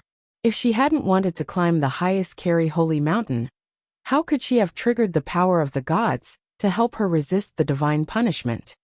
Both of them were silent for a while and sighed in their hearts. After an unknown period of time, the heavenly thunder above Zhou Qin's head gradually stopped, and the clouds hovering in the sky also slowly dissipated unwillingly. But when these clouds were about to dissipate, suddenly there was a dull sound of thunder coming from the top of Carry Holy Mountain. A huge shock wave suddenly exploded at the place where Zhou Qin's Yuji phase was. This ring of qi continued to spread outwards, layer by layer like waves. Ziyuan and Wan Hongling looked from afar, and saw that there seemed to be a white halo on the top of Carry Holy Mountain, which was very beautiful. At this time, Zhou Qin let out a long breath. She stood up from the cave, and let out an extremely loud and long roar. This long roar was clear and condensed, like the cry of a phoenix from the ninth heaven. It was completely different from the previous roar. It was as if a sword had finally been tempered, and was roaring towards the sky. Ziyuan and Wan Hongling listened to Zhou Qin's long roar from afar. Their faces were solemn, and they didn't say a word. Although they were forerunners on the path of cultivation, they were still shocked by the amazing momentum of Zhou Qin, a latecomer. After Zhou Qin finished the Yuji phase, she seemed to be unsatisfied. She sat down again and began to subdue Qi Yue, and the Vulcan's whip according to the method Li Yundong had taught her. Zhou Qin herself was a Xianin virgin tripod, a good tripod that was 1 in a million. In addition, Jindan had refined her body, and there was Li Yundong's Yuanyang Qi in her body. When she was in the Yuji phase, the Yin and Yang Qi were combined, and the heavenly thunder Qi was being tempered and hammered outside. At this time, she had completed the Yuji phase. In terms of the power of the Naiden after the Yuji phase, she was no less powerful than the Naiden that Li Yundong had refined when he had just reached the Yuji phase. At this time, she chose to subdue the magical item. It was like a newly victorious army, taking advantage of the situation to attack a city. Naturally, she would get twice the result with half the effort. In addition, she had been carrying Qi Yue and the Vulcan's whip along the way. These two magical items had long been contaminated with Zhou Qin's spiritual qi, so she was quite familiar with them. Not long after, Qi Yue let out a clear cry. This magical item, which had once displayed its divine power in Mount Tianlong, finally glowed with a new vitality.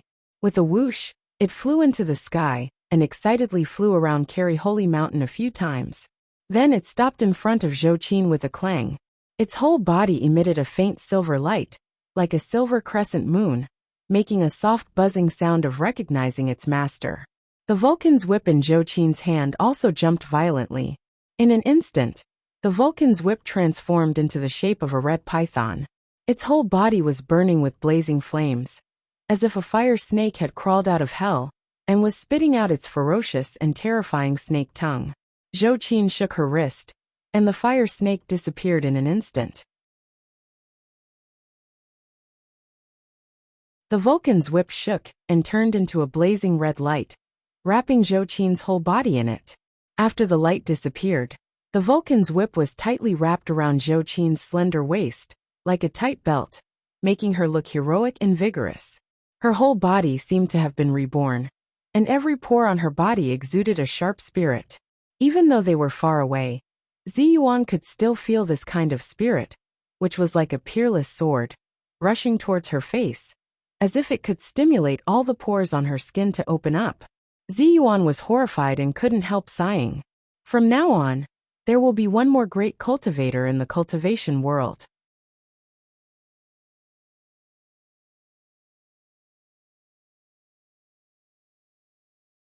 Chapter 466. Go to watch net. After Zhou Qin successfully reached the Zhuji phase, she was about to go down the mountain when she saw a llama with a yellow crown and a red robe standing on the top of the mountain. Beside the llama stood a golden-feathered eagle that was as tall as a man. The eagle's eyes were sharp, and it was extremely majestic. Watch net. 7K. OM. Zhou Qin took a closer look and saw that this llama was Dorji Tenzin, whom she had met before. She couldn't help but be stunned and said, "Master Dorji Tenzin? Why are you here?" Dorji Tenzin looked at Zhou Qin with awe and complicated eyes.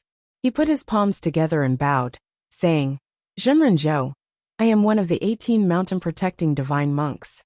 There is something wrong with Kari Holy Mountain. Naturally, I should come and have a look." Only then did Zhou Qin understand. She smiled apologetically and said, "I'm really sorry. I'm in the Zhuji phase here. I've disturbed the gods of the Holy Mountain and caused you trouble. I will definitely pay you a visit and apologize in the future." Dorji Tenzin shook his head and said, "No, Zhenren Zhou, I'm not here to cause trouble for you. Don't think too much.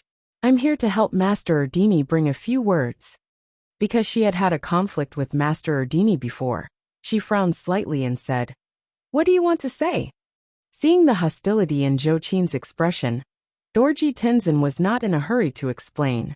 He just said, "Master Erdini asked me to convey 5 sentences and a question to you. The first sentence is, you are Banda Lam, and Meiduo is not." Even though Zhou Qin had just completed the Zhuji phase, and her will was as firm as steel, she was stunned at this time. She widened her eyes and said, What did you say? I am the auspicious goddess? Then, what happened to Meiduo?" Dorji Tenzin sighed softly and said, "This is the second sentence that Master Erdini asked me to tell you. He said that Meiduo's body is just contaminated with your Lingqi, so she can turn the Mani wheel." Zhou Qin couldn't help but ask, "But why did you let Meiduo be this Banda Lam? Why not me?" Dorji Tenzin added, "Master Erdini asked me to tell you the third thing. He said that if he had told you at that time that you were Banda Lam, and Meiduo wasn't, would you have gone to Potala Palace?" Zhou Qin shook her head without hesitation. "It's impossible unless I die." Dorji Tenzin smiled, as if he was admiring Master Erdini's foresight. He said with a smile, "Master Erdini's fourth sentence said that Banda Lam is the god of freedom. She would rather die than be restrained. So Master Erdini knows that he can't force you to go to Potala Palace. But he needs someone to be Master Erdini. So he found Meiduo." Zhou Qin couldn't help but say angrily, "Then can you sacrifice Meiduo's freedom and happiness like this? Do you think she's Sangyang Gyatso?" Meiduo's favorite poem was that of the 6th great Lama of Tibet, Sangyang Gyatso, who was a famous sad poet in Tibetan history. He was originally a 15-year-old boy, but later he was recognized by Sangye Gyatso as a reincarnated spirit child. He forcibly separated Sangyang Gyatso from his lover and brought him to Potala Palace. In the end, Sangyang Gyatso died of depression. Dorji Tenzin smiled and said, "The 5th sentence that Master Erdini asked me to convey is that the current Banda Lama is not Sangye Gyatso at that time. And Meiduo is not Sangyang Gyatso. Meiduo is just a temporary Banda Lam. She is a devout Buddhist, and she has such an opportunity to meet the real reincarnated Banda Lam. Therefore, she has the obligation to prevent a great disaster for our esoteric sect. When she completes her mission, she will naturally regain her freedom. Zhou Qin was slightly shocked and asked, "Can Master Erdini really predict what I want to ask?" Dorji Tenzin laughed and said, "Master Erdini is one of the few eminent monks in our esoteric sect in recent years with great merit and spiritual power. He can predict a lot of things." Zhou Qin thought for a moment and asked doubtfully, "In that case, can Master Erdini guess what I want to ask next?" Dorji Tenzin smiled and said, "Master Erdini also expected it, so he also asked me to convey a question to you. He asked you, does Buddhism have a race?" This question immediately made Zhou Qin feel awe, because it had asked the question in her heart. In Zhou Qin's opinion, she was obviously a Han. Why was she the reincarnation of Banda Lam of the Tibetan esoteric sect? However, Master Erdini's rhetorical question answered Zhou Qin's doubts. Does Buddhism have a race? Sakyamuni was originally an Indian, but the Buddhism he founded was respected by Buddhists all over the world. The gods and Buddhas in the sky were also different from each other. It was not because of which race believed in which religion, but because the gods of this religion had all evolved from the people of this race. At this time, Zhou Qin finally believed that this Master Erdini was really a person with great merit and spiritual power. However, there was still a trace of worry in Zhou Qin's heart. She asked again, "When will this great calamity come? Will Meiduo be hurt in this great calamity?" Dorji Tenzin put his palms together and said, "Master Erdini wants me to tell you two things, and ask you to convey them to Jinrenli." Zhou Qin was shocked again. "Master Erdini also knows my master?" Dorji Tenzin smiled and said, "The master knows everything." Zhou Qin asked, "What does the master want me to convey?" Dorji Tenzin said, "The master said that when you go to the snow mountain in the future, you must not go east." Zhou Qin asked in confusion, "What does that mean?" Dorji Tenzin smiled and said, "I don't know. I'm only responsible for conveying it truthfully." Zhou Qin thought for a moment and nodded. "I'll remember it. What about the second sentence?" Dorji Tenzin said, "The master said that Jinrenli has only learned half of the mantra Mahamudra, so it's not the real one." Zhou Qin's expression froze. She knew that Banda Lam was indirectly reminding Li Jiandong. Although she didn't know why the master wanted to help Li Jiandong, she still said with a solemn face, "I see. Does the master have anything else to say?" Dorji Tenzin shook his head with a smile. "No." At this time Zhou Qin couldn't help laughing. "Master, is there finally something unexpected? In fact, I still have questions to ask." Dorji Tenzin chuckled and said, "Everyone can make mistakes. Zhenren Zhou, if you have any questions, just ask them." Zhou Qin asked in confusion, "How can Master Erdini be sure that I am Banda Lam? I haven't shaken the prayer wheel. Moreover, since he concluded that I was Banda Lam, why was he so fierce when I said that I was going to take Meiduo away?" Dorji Tenzin laughed. He put his palms together and said, "Zhenren Zhou, I once asked the master about this out of curiosity. The master said that shaking the Mani wheel is just a cover-up. The living Buddha has never used this method to choose a reincarnated spirit child. He followed your Lingqi all the way here. But when he saw you, he found that you were a Han, and there was a resolute and unyielding temperament between your eyebrows. In addition, he found that Meiduo, who was beside you, also had your Lingqi, so he had to take a step back and let Meiduo replace you. But he didn't expect that you would want to stand up for Meiduo. If our esoteric sect didn't have Banda Lam to help us withstand this disaster, our esoteric sect would have suffered an unimaginable blow. Therefore, he can tolerate you, the real Banda Lam, leaving, but he absolutely can't tolerate Meiduo, the fake Banda Lam, leaving." Only then did Zhou Qin understand. She returned the salute and said, "I see. I see. Thank you, Master Erdini, for passing on the message. I thank him on behalf of my master." Dorji Tenzin smiled slightly. He patted the big eagle, who was waiting impatiently beside him, and said, "Dammer is a little impatient. My words have also been passed on. Jinren Zhou, see you later. Zhou Qin smiled and nodded to Dorji Tenzin. Then, she looked at Dorji Tenzin and whistled loudly. She jumped down the cliff. Dorji Tenzin moved. The golden-feathered eagle spread its wings and glided down like a bomber, accurately catching Dorji Tenzin's body. After the golden-feathered eagle spread its wings, the length of its wings was an astonishing 5 meters. Although there was a burly adult man sitting on it, the eagle still let out a very relaxed cry, spread its wings, and disappeared into the horizon. After Zhou Qin watched Dorji Tenzin leave, she looked at the majestic eagle with some envy, and thought to herself, it would be great if I had such a big eagle. It would save me a lot of effort wherever I go.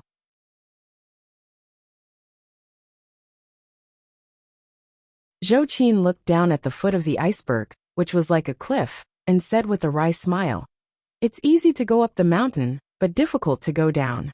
Although I have succeeded in the Zhuji phase, I can't fly. How can I go down? Just as she was worrying, she heard a familiar voice say with a smile, do you need a ride? Jinren Zhou. Zhou Qin turned her head and saw Zi Yuan and Ruan Hongling standing not far away, looking at her with a smile. Zhou Qin was immediately overjoyed. Zi Yuan, Ruan Hongling? Why are you here? Ruan Hongling said with a smile. We escorted you all the way from the Zhuji phase to here. Why do you think we are here? Zhou Qin was stunned. Have you been following me? Zi Yuan smiled slightly and said softly. Yes, Li Jiandong was afraid that something would happen to you on the way, so he asked us to protect you all the way. But because we are afraid of affecting your Zhuji phase, as long as you are not maliciously murdered by cultivators, we will not show up. Please forgive us, Jinren Zhou. Zhou Qin was moved when she heard this, and a gentle smile appeared on her resolute and handsome face. Master is so worried about me. Zi Yuan smiled and said, we have been out for almost a month. It's time to go back. Tomorrow is the Taoist assembly. Jinren Zhou, are you ready to show your skills at the Taoist assembly? Zhou Qin formed a palm with one hand, bowed with a smile and said, of course. I'm afraid that I will embarrass Master. Zi Yuan smiled and was about to speak when Ruan Hongling couldn't help urging, let's go back and talk. It's really inappropriate to chat on this iceberg, which is dozens of degrees below zero. The 3 beautiful women looked at each other and laughed in unison.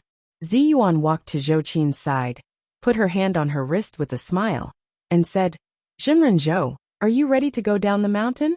This sentence had a double meaning. Zhou Qin stood on the Kari Holy Mountain and looked down at the vast earth.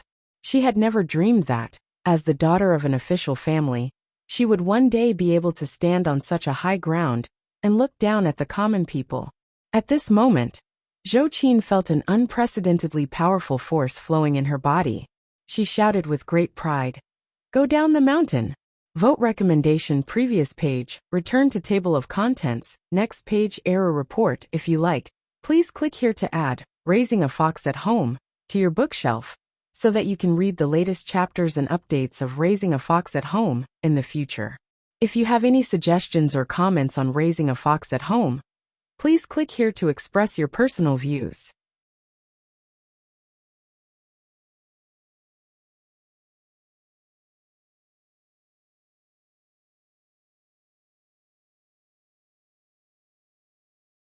Chapter 467. Go to Watch Network. Just as all the heroes were gearing up for the Taoist assembly, in Li Yundong's home, Buddhist scriptures were being chanted and smoke was curling up. Many people living in the Riverside district could hear the almost continuous chanting of Buddha when they passed by Li Yundong's house. Sometimes the chanting was the voice of a group of young women, and sometimes it was the voice of a young woman. But without exception, these voices were very pleasant to listen to. Even the chanting of Buddhist scriptures made people involuntarily stop in their tracks and look at Li Yundong's house. Although Li Yundong lived in seclusion with all the members of the Fox Zen school, and Zi Yuan and the others were also very low-key, he, a handsome boy, living with a group of beautiful women, was naturally something that people would talk about. Even if there was nothing wrong, they would still talk about it.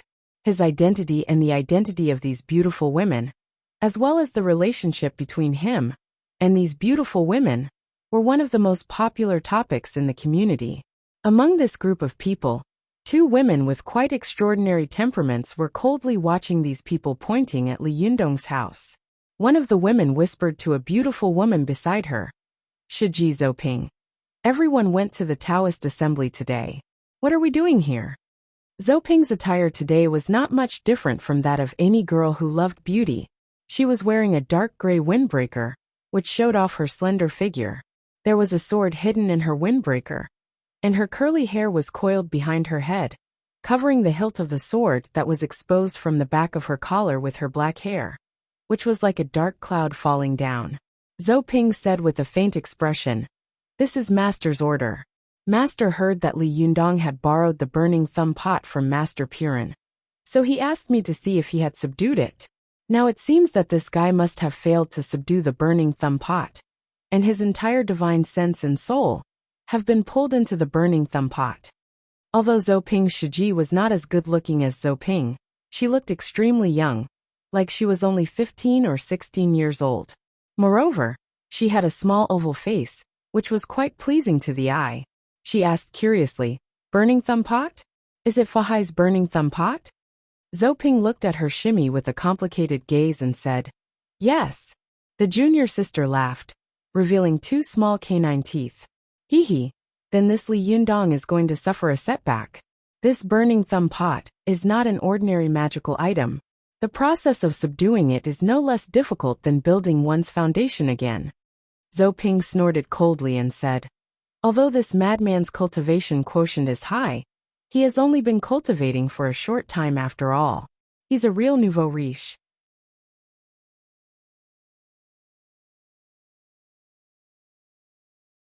In addition, he's greedy, lustful, and has evil intentions. It would be strange if he didn't fall for the burning thumb pot. Master really thinks highly of him, to actually let me pay special attention to him. Humph. The junior sister giggled and said, "It took Master hiding 30 days to subdue the burning thumb pot. No matter how powerful he is, I'm afraid he won't be able to get out within 30 days. It seems that this guy won't make it to the Taoist assembly." Zoping sneered and said, "It's best if he doesn't make it. I don't want to see his face. I hate it." The junior sister smiled and said, "That's not good. I specially asked Master to let me go down the mountain just to see the kung fu skills of Li Yundong, who is known as the #1 master of the younger generation in the cultivation world. If he doesn't come, why would I come to watch the Taoist assembly?" Zoping snorted and said, "It's useless even if he comes. There are many masters in this year's Taoist assembly, and the strong people of all sects are eager to win. If he comes, he'll just be a laughing stock and add to the humiliation." The junior sister said with some disappointment, "Is this guy so useless?" Zoping said earnestly, "Junior sister, you think too highly of him. In the past, when Li Yundong fought with others, he relied on his strength to defeat 10 people. That's why he won by luck. Even if he has real ability, compared to the cultivators of our orthodox Xianmen, who have been cultivating for more than 10 years, he is still far from it. The Taoist assembly is about the magical use of magic, not about whose jinqi is more powerful or whose strength is greater. There are thousands of Taoist magic, but the most important thing is magic, not strength." The junior sister nodded and said, "Senior sister Zoping, I see. Thank you for your advice. Let's go." Zoping nodded and said, "Let's go. Don't waste time here." Just as they were about to leave, they suddenly heard a commotion coming from not far away. Zoping and the junior sister turned their heads and saw 3 women dressed in different clothes coming from afar. One of the 3 women was dressed in a student's uniform. She was extremely beautiful, and her eyebrows were like ink paintings. Her black hair was tied up in a ponytail, revealing her full and bright forehead. She looked confident and proud. It was Wan Hongling. Next to her was a woman dressed in white. Her hair cascaded down her shoulders like a waterfall. Every strand of her hair was soft and straight. Just by looking at her back, one would feel that every movement of this woman's hands and feet exuded an ethereal aura. It was truly like walking on the waves with delicate steps and walking on the ground. As soon as Zoping saw the 2 women, She immediately gritted her teeth and sneered. It's these two bitches again. The junior sister looked at Zi Yuan and Ruan Hongling curiously.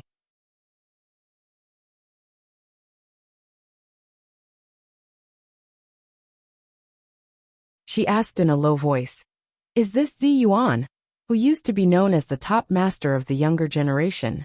She's so beautiful." Zhou Ping sneered and said, "Look at her.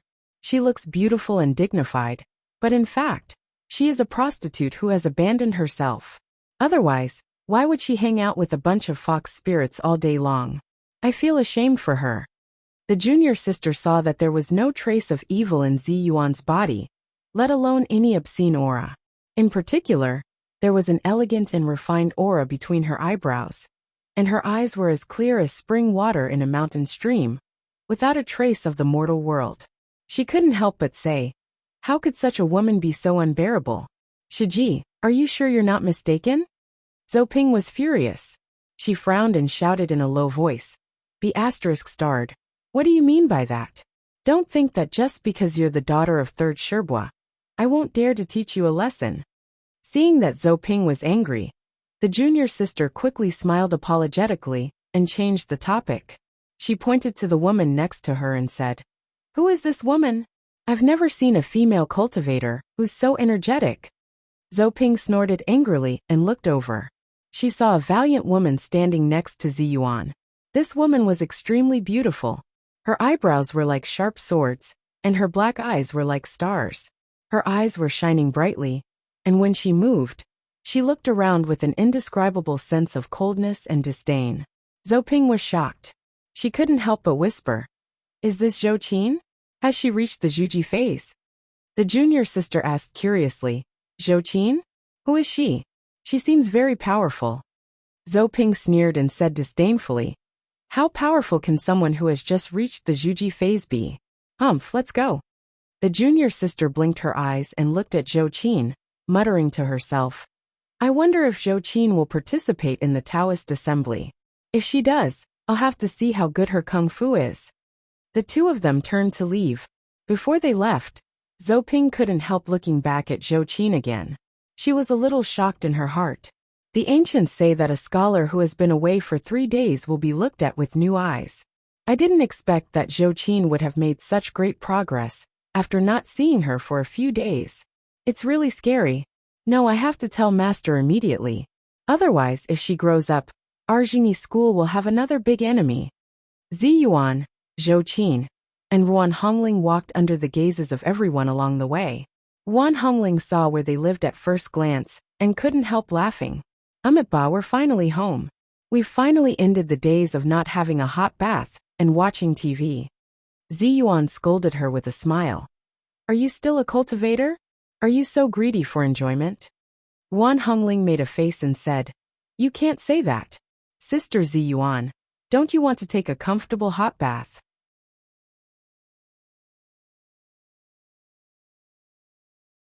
Zi Yuan glanced at Ruan Hongling, but before she could speak, Zhou Qin couldn't help laughing. "Don't argue. I don't know if Jinren Zi Yuan wants to or not. Anyway, I can't wait. I've lived for so many days, but I've never not taken a hot bath for so many days. I usually wash in lakes and rivers secretly, but it's not comfortable. It's so uncomfortable." After she finished speaking, Ruan Hongling couldn't help clapping her hands and laughing. Zi Yuan also couldn't help smiling.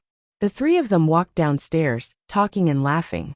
Suddenly, they heard the sound of chanting in the house. Zi Yuan couldn't help but be stunned. "Is this the Great Compassion Mantra? Who's chanting?" Zhou Qin couldn't help laughing. "It seems to be Su Chan's voice. Maybe she's doing something strange again." Ruan Hongling was an impatient person, so she immediately rushed to open the door with the key. As soon as she opened the door, she was shocked. The room was filled with smoke, and there was a strong smell of sandalwood everywhere. Su Chan was kneeling in front of a Guanyin shrine, her palms together, and chanting Buddhist scriptures devoutly. Ruan Hongling said in surprise, "Su Chan, what are you doing? When did you become a Buddhist?" Hearing the voice, Su Chan looked back. After more than 10 days of fear, she suddenly had a place to cry. She couldn't help but shed tears and sobbed, "Sister Zi Yuan, Sister Zhou Qin, Hongling Yundong Yundong. Zhou Qin's heart suddenly skipped a beat, and her face changed drastically. She couldn't help stepping forward and grabbing Su Chan's arm. She asked in a trembling voice, "What's wrong with Master?" Ziyuan's body also trembled slightly. She asked in a trembling voice, "What's wrong with Li Yundong?" Su Chan said with tears in her eyes, "Yundong has subdued the burning thumb pot, and hasn't woken up yet. This is already the 18th day." "What?" Ziyuan and Ruan Hongling were shocked. Ziyuan couldn't help stamping her feet and saying, "Alas, it's all my fault for leaving in such a hurry that I didn't tell him. This burning thumb pot is a powerful magical weapon of the eminent monks of past generations. It's extremely difficult to subdue. If his mind is slightly impure, he will fall into the trichiliocosm and be unable to extricate himself. Damn it, damn it." Zhou Qin had successfully reached the Zhuji phase and returned. She had originally wanted to give Li Yundong a surprise, but she had never expected that she would encounter such bad news after returning. Her face was as white as a sheet as she said, "What should we do now?" Ziyuan took a deep breath and calmed down slightly. She said in a deep voice, "Don't worry, take me to see him." Su Chan wiped her tears and took Ziyuan, Zhou Qin, and Ruan Hongling to Li Yundong's room. Ziyuan pushed open the door and saw Li Yundong sitting cross-legged on the futon like a stone statue. In his palm was the burning thumb pot with brilliant colors.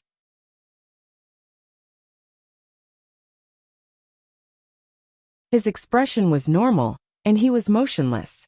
If Su Chan hadn't told her that Li Yundong had not woken up for 18 days, Ziyuan would have thought that Li Yundong had just entered meditation. Ziyuan moved closer to Li Yundong and looked at his condition for a while. Then she turned to Su Chan and said, "Go get the golden needles." Su Chan had been looking at Ziyuan eagerly, hoping that she would have a solution.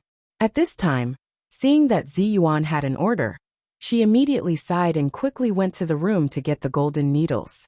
At this time, the little foxes in each room also heard the noise and knew that Zhou Qin had returned from the Zhuji phase. They all came out of their rooms to say hello to Zhou Qin, then crowded together and looked at Li Yundong with concern. They all wanted to know how Ziyuan was going to wake him up. Vote recommendation previous page. Next page error report if you like. Please click here to add Keeping a Fox at Home to your bookshelf, so that you can read the latest chapters and updates of Keeping a Fox at Home in the future. If you have any suggestions or comments on Keeping a Fox at Home, please click here to express your views.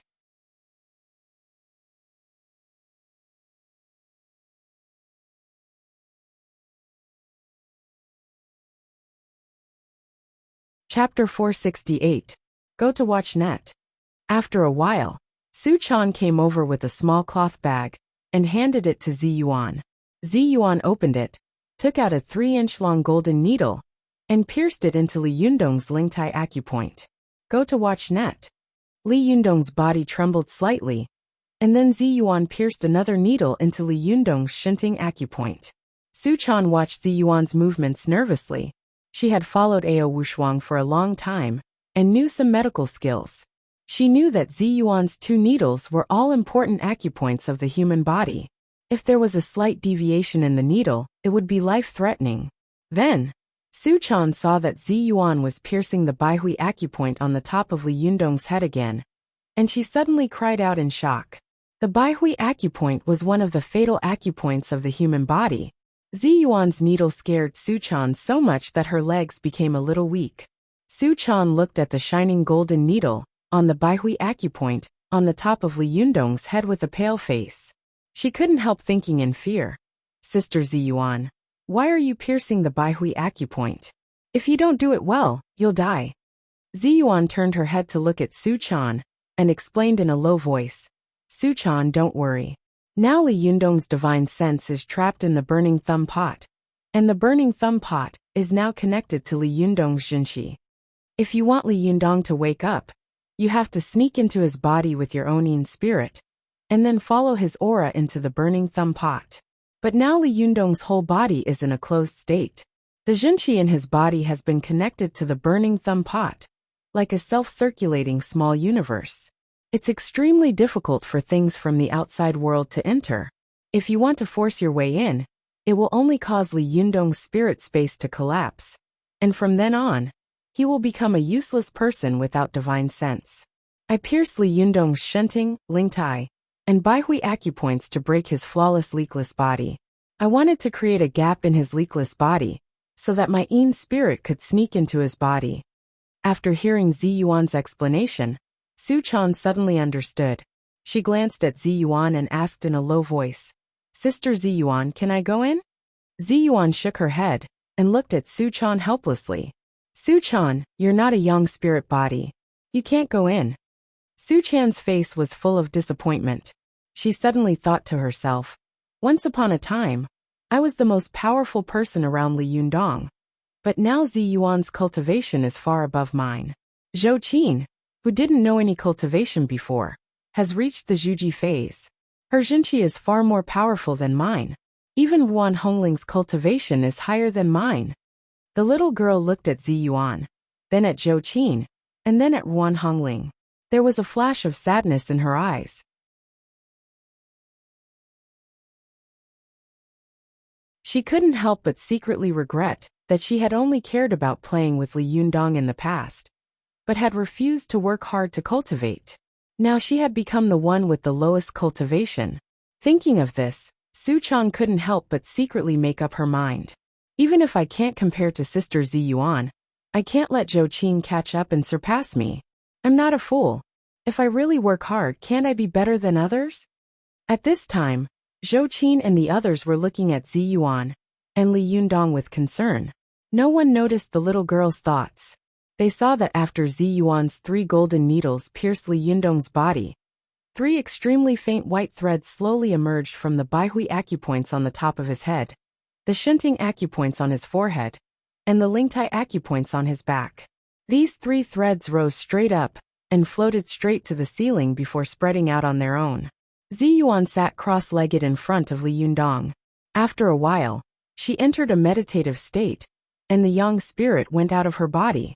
After Zi Yuan's yang spirit went out of her body, she said to Zhou Qin and the others with a serious expression, "If I don't come out within 15 minutes, prepare for the funeral of Li Yundong and me. Don't think about saving him, and don't think about saving me." Zhou Qin and the others were shocked when they heard this, and they all got goosebumps at the same time. But before they could dissuade her, Zi Yuan's figure flashed, and the yang spirit quickly rushed toward Li Yundong. When Zi Yuan's yang spirit was about to touch Li Yundong's body, it instantly turned into a yin spirit, and turned into countless cyan light spots, drilling into Li Yundong's broken Baihui acupoints, Lingtai acupoints, and Shenting acupoints. At this time, the yang spirit in Li Yundong's body had been drawn into the spirit space of the burning thumb pot. So Li Yundong's body was equivalent to an ownerless house at this time. After Zi Yuan came in, she did not encounter any resistance. Zi Yuan felt that there seemed to be a great pulling force in Li Yundong's body, constantly pulling her divine sense, like a whirlpool constantly devouring all the conscious lives around her. Zi Yuan did not resist, and quickly followed the qi in Li Yundong's body toward the burning thumb pot. Not long after, she suddenly felt that the dark and boundless world around her suddenly lit up, and she instantly came to a huge and empty world. In this world stood a strangely shaped mountain. Zi Yuan, who was proficient in Buddhist scriptures, knew that this was Mount Meru. Zi Yuan did not stop at all. She quickly flew to the mountainside of Mount Meru. She took a closer look and saw that the figures of Li Yundong and Su Chan were everywhere in the 3,000 worlds around Mount Meru. But Zi Yuan did not know which world Li Yundong's real body was in. Zi Yuan took a deep breath.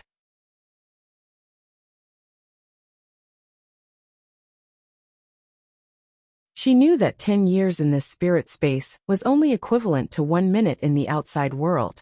So she patiently searched one world after another. However, there were billions of mortals in the 3,000 worlds.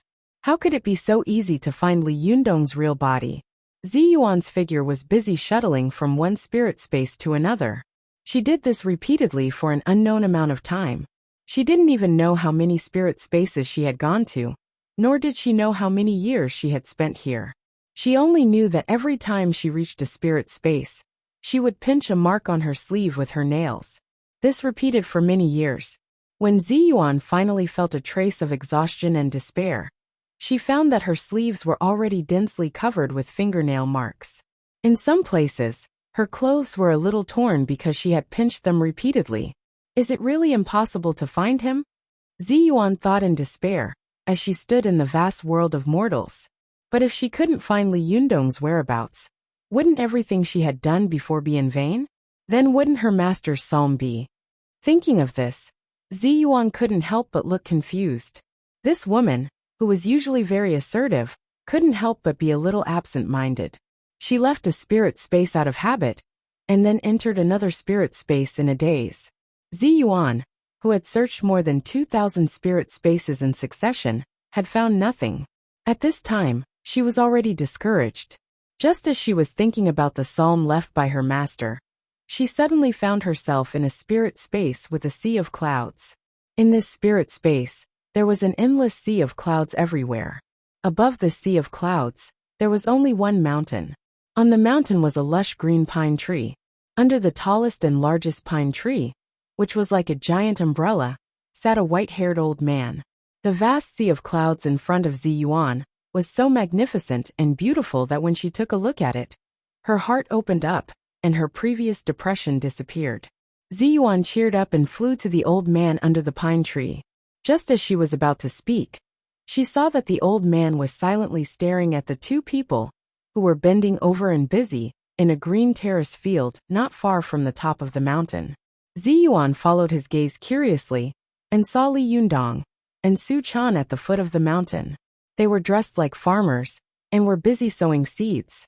Although the two of them were working hard, they laughed and played from time to time, getting their bodies covered with mud. However, their laughter was full of joy. Even from a distance, Ziyuan could hear Su Chan's bell-like laughter, and Li Yundong's cheerful and loud laughter. A warm air blew over her face. Ziyuan shuttled back and forth between the 3,000 worlds. No matter where she went, Li Yundong and Su Chan lived happily together. She had seen such scenes many times.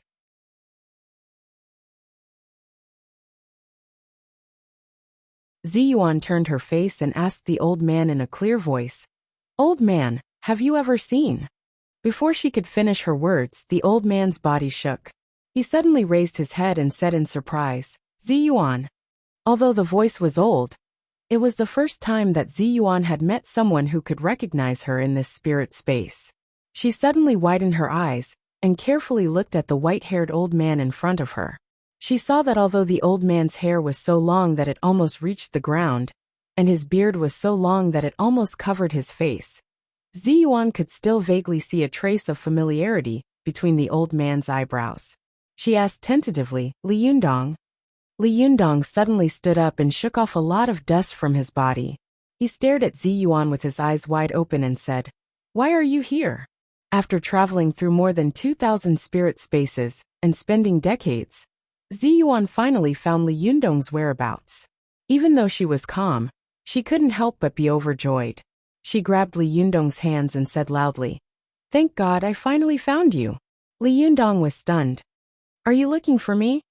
Ziyuan nodded with a smile on her face and said, "Yes, your divine sense has been tied up in the spirit space of the burning thumb pot for 18 days. I came here specially to find you," Li Yundong exclaimed. His eyes were filled with vicissitudes of life, and he said with a sigh, "I remember. I seem to have been here for many, many years." Ziyuan had finally found Li Yundong after a lot of hardships. She couldn't help but laugh and say, 10 years in the spirit space is equivalent to 1 minute outside. I'm afraid you have been in the spirit space for tens of thousands of years, haven't you? No matter which spirit space you are in, you must be tired of it, right? Is it time to go back now?" Li Yundong took a deep look at Ziyuan. He smiled slightly, shook his head, and then slowly sat down. He flicked his sleeves and said lightly, "Ziyuan, you go back." "I won't go back." Ziyuan was shocked and immediately asked, "Why?"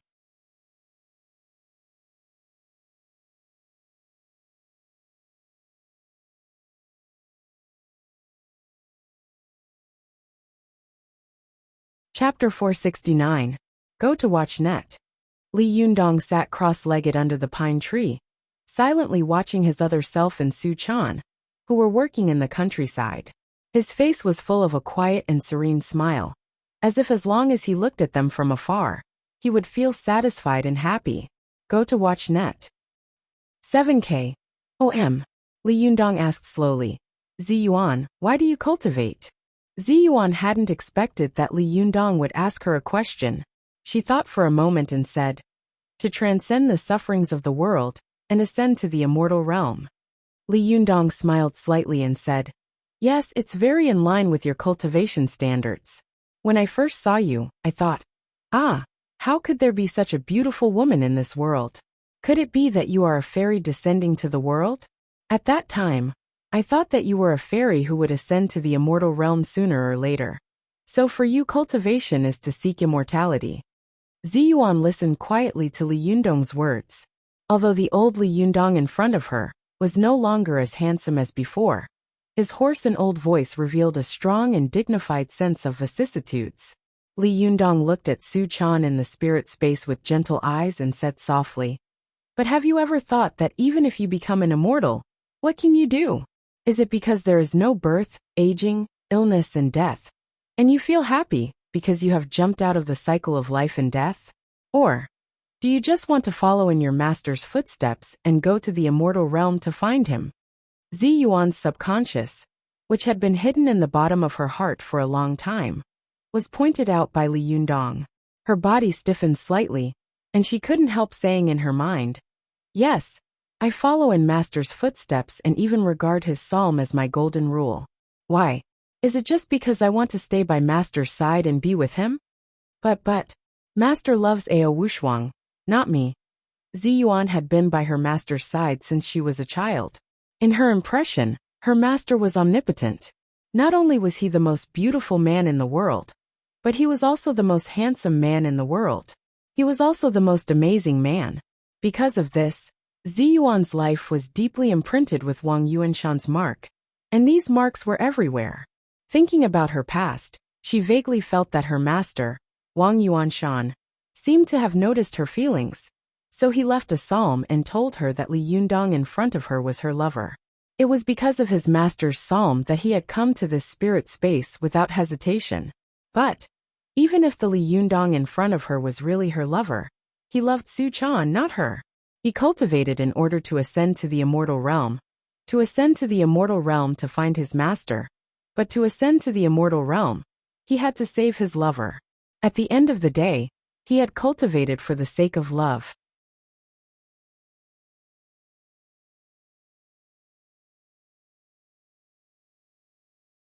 However, neither her master nor her lover loved her. Then what was the purpose of her cultivation? This question made Ziyuan feel as if she had fallen into the mortal world of the three realms. She was obsessed, possessed, and bewildered. She stood there without saying a word, and her expression kept changing. At this time, Li Yundong's eyes seemed to have seen through the mortal world. He smiled slightly and said, Ziyuan, you cultivated in order to ascend to the immortal realm.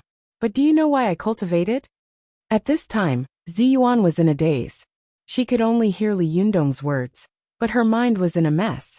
Seeing that Ziyuan didn't speak, Li Yundong didn't look back. He continued to say, the purpose of my cultivation was very simple. It was to protect Su Chan from being bullied, and then to protect myself from being bullied. She and I could live happily. Li Yundong pointed to himself, and Su Chan at the foot of the mountain. He said with a smile, look how happy they are now. I have traveled all over the 3,000 spirit spaces to find my true self in the billions of mortal worlds. During this period, I have experienced countless life and death separations and encountered countless strong enemies, just to protect myself and Su Chan in this spirit space from being separated and from being bullied. When I came to this spirit space, I found that there was no one else in this world, only me and Su Chan. Therefore, I chose to stay and sit quietly on the sea of clouds looking at them. I wanted to see if they would feel tired of this simple life, and if their feelings would fade little by little as they grew older. Li Yundong smiled with emotion. But as a bystander, I watched myself slowly grow old, but they were still happy. You see, didn't I cultivate to see myself and my lover get married? Now that they are living a simple and happy life, what else do I have to think about? Hearing this, Ziyuan felt melancholy in her heart. She sighed softly and said, "But the you down there is not you." Li Yundong turned around and asked with a smile, "What's the difference?" Ziyuan opened her mouth and wanted to refute, but when she looked at Li Yundong's bottomless black eyes, she couldn't say anything for a moment. She sighed softly and simply sat down cross-legged beside Li Yundong. She said, "In that case I won't go out. I'll stay with you." Li Yundong was slightly stunned. "You won't go out? How can that be?" Ziyuan smiled rather sadly. "Why can't it work? What's the difference between staying here and going out? Anyway, whether it's my master or—" At this point, Ziyuan swallowed the rest of her words, and a blush appeared on her beautiful face. Li Yundong said seriously, "No, if you can't get out, what do you want Wan Hongling to do? What about the Linggong sect that your master left for you? Do you want to leave Wan Hongling behind and let the other disciples of the Jingyi school bully your little shimmy?"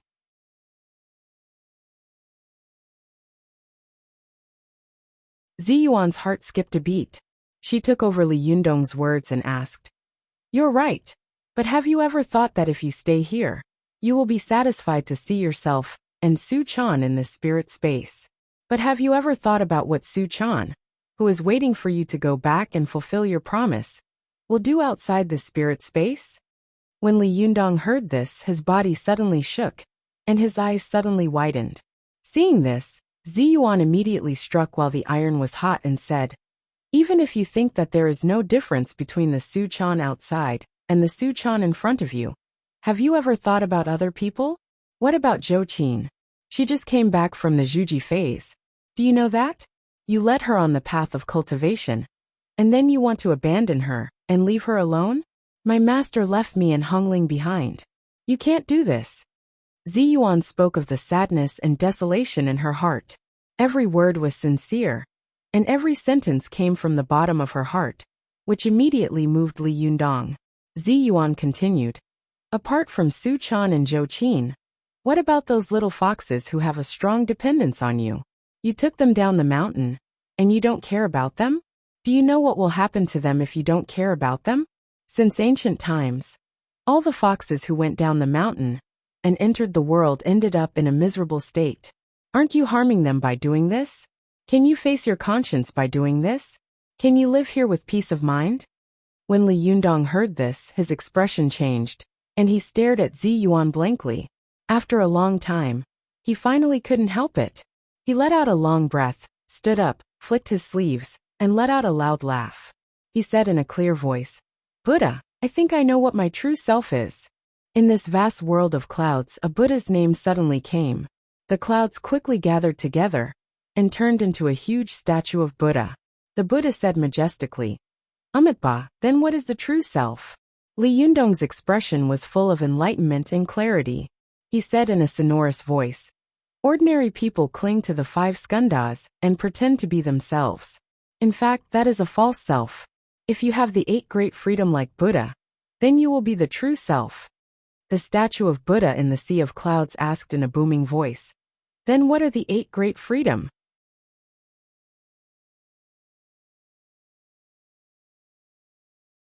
Li Yundong said in a clear voice, "The 8 great free selves are divided into, first, being able to show one body as many as one body means that one can be small and can change oneself to be as small as a speck of dust.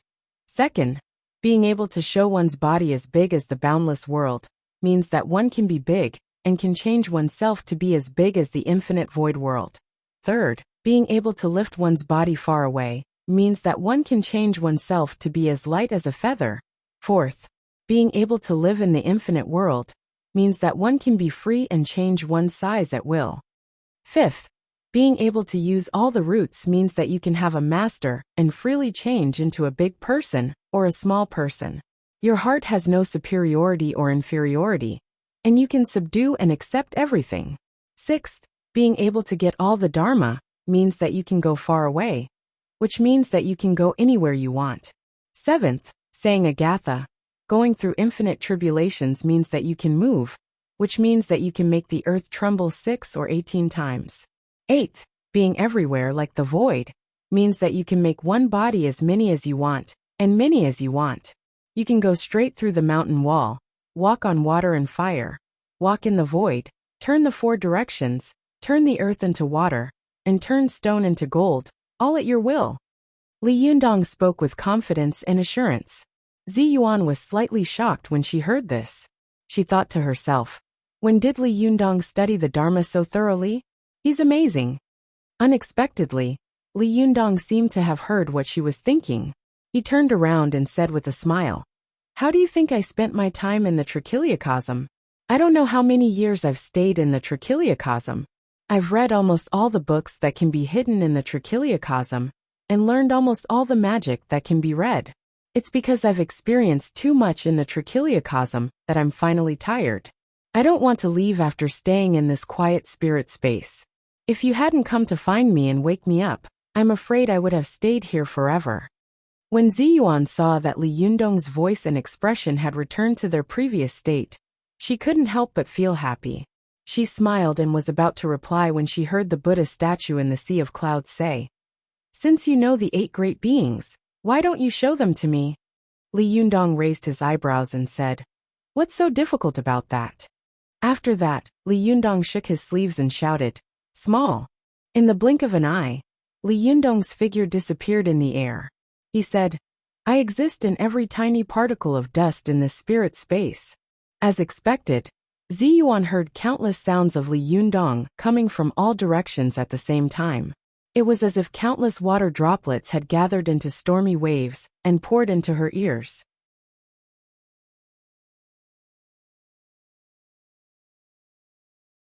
Even with her high cultivation, she couldn't help but frown and cover her ears.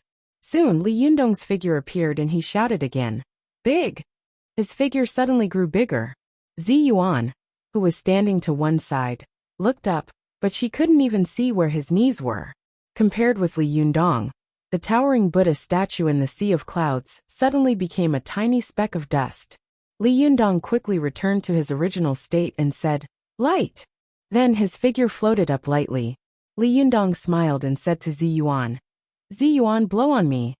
Zi Yuan curiously blew a mouthful of fragrance at Li Yundong, only to see him floating far away like a feather. Li Yundong laughed and shouted, "It can grow." He stretched out his arm, and one of his arms suddenly became extremely long, as if it could stretch across the sky. Soon he shouted again, "It can be short." The other arm suddenly became extremely short, as if it was missing an arm. Li Yundong quickly displayed the free transformation technique one by one. From an old man to a child, he could change anything with his mind.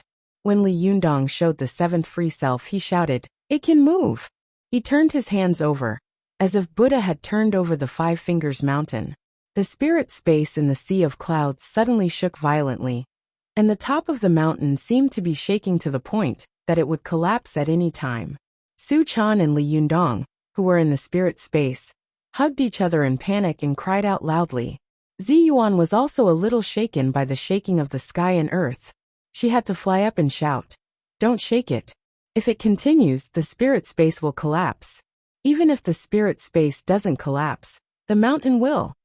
Li Yundong laughed and said, "If the mountain turns into a piece of gold, how can it collapse?" After that, Li Yundong pointed his finger at the mountain peak. In the blink of an eye, the whole mountain turned into a shining golden mountain, and the shaking between heaven and earth suddenly stopped. As a famous person in the cultivation world, although she was experienced and knowledgeable, she couldn't help but be stunned and dazzled by Li Yundong's magical skills. At this time, Li Yundong said to the Cloud Sea Buddha statue in a clear voice, "How is it? Are the 8 free selves the true selves?" The Cloud Sea Buddha statue laughed and said, "Not bad, not bad. You have traveled through the Trichiliocosm, and have indeed learned the magic of the 8 free selves. Amazing! It deserves to be the Dharmakaya of the reincarnation of the immovable wisdom king. Now, I can rest assured that I will hand over the burning thumb pot to you. With your experience this time, and the power of the Dharmakaya of the reincarnation of the immovable wisdom king, From now on, you can use all the magical items of Buddhism at will without any obstacles. Ha ha ha ha.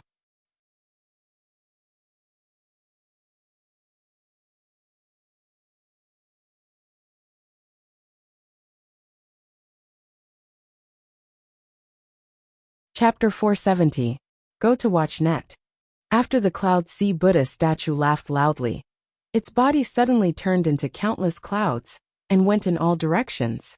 Go to watch net. In the blink of an eye, the mini Kiliacosm buzzed and trembled, as if it would collapse at any time. A whirlpool appeared in the sky above the mini Kiliacosm. The clouds and everything else in the mini Kiliacosm kept flying towards this whirlpool. Li Yundong put his hands behind his back and said to Ziyuan with a smile, "The spirit space is about to collapse. Ziyuan, you should leave first." Ziyuan also knew that the spirit space was about to collapse. If she didn't escape before it collapsed, her young spirit would be completely left in the burning thumb pot, and she wouldn't be able to get out even if she wanted to in the future. She glanced at Li Yundong and couldn't help saying, "What about you? Are you still not leaving?" Li Yundong wiped his face with his hand. In the blink of an eye, he had changed from an old man with a long beard to the handsome young Li Yundong from before. He laughed and said, "Don't worry, I still have to go out and fulfill my promise to Su Chan." Only then did Ziyuan feel relieved. She quickly flew toward the whirlpool in the sky above her head. The moment she flew into the whirlpool, she couldn't help but stop and look back at Li Yundong. She saw that the man's figure was calm and composed in the world that was about to collapse. His expression seemed to have seen through everything, grasped everything, and controlled everything. Even if the world were to be destroyed in the next second, he would have the ability to turn the tide. At this moment, Ziyuan couldn't help but compare the figure of Wang Yuanshan in the depths of her memory with the figure of the man in front of her, who had finally shed his immaturity and began to show the bearing of a great cultivator. In front of Ziyuan's eyes, the two figures gradually overlapped, and it was no longer possible to distinguish them from each other, and there was no difference between them. At this moment, Ziyuan's heart skipped a beat. She didn't dare to look at him anymore, for fear that if she looked at him again, she would be reluctant to leave like Li Yundong before. Li Yundong, remember Su Chan is waiting for you. Ziyuan shouted one last time. She closed her eyes, turned around, and flew into the whirlpool. He looked at himself and Su Chan in the spirit space, hugging each other tightly and leaning against each other. In the end, the two of them, like the countless clouds in the spirit space, flew into the whirlpool and disappeared. He sighed softly and said, "It's time to wake up from the dream. My Chaner is waiting for me to go back. These fake me will disappear, but Chaner and I will never disappear."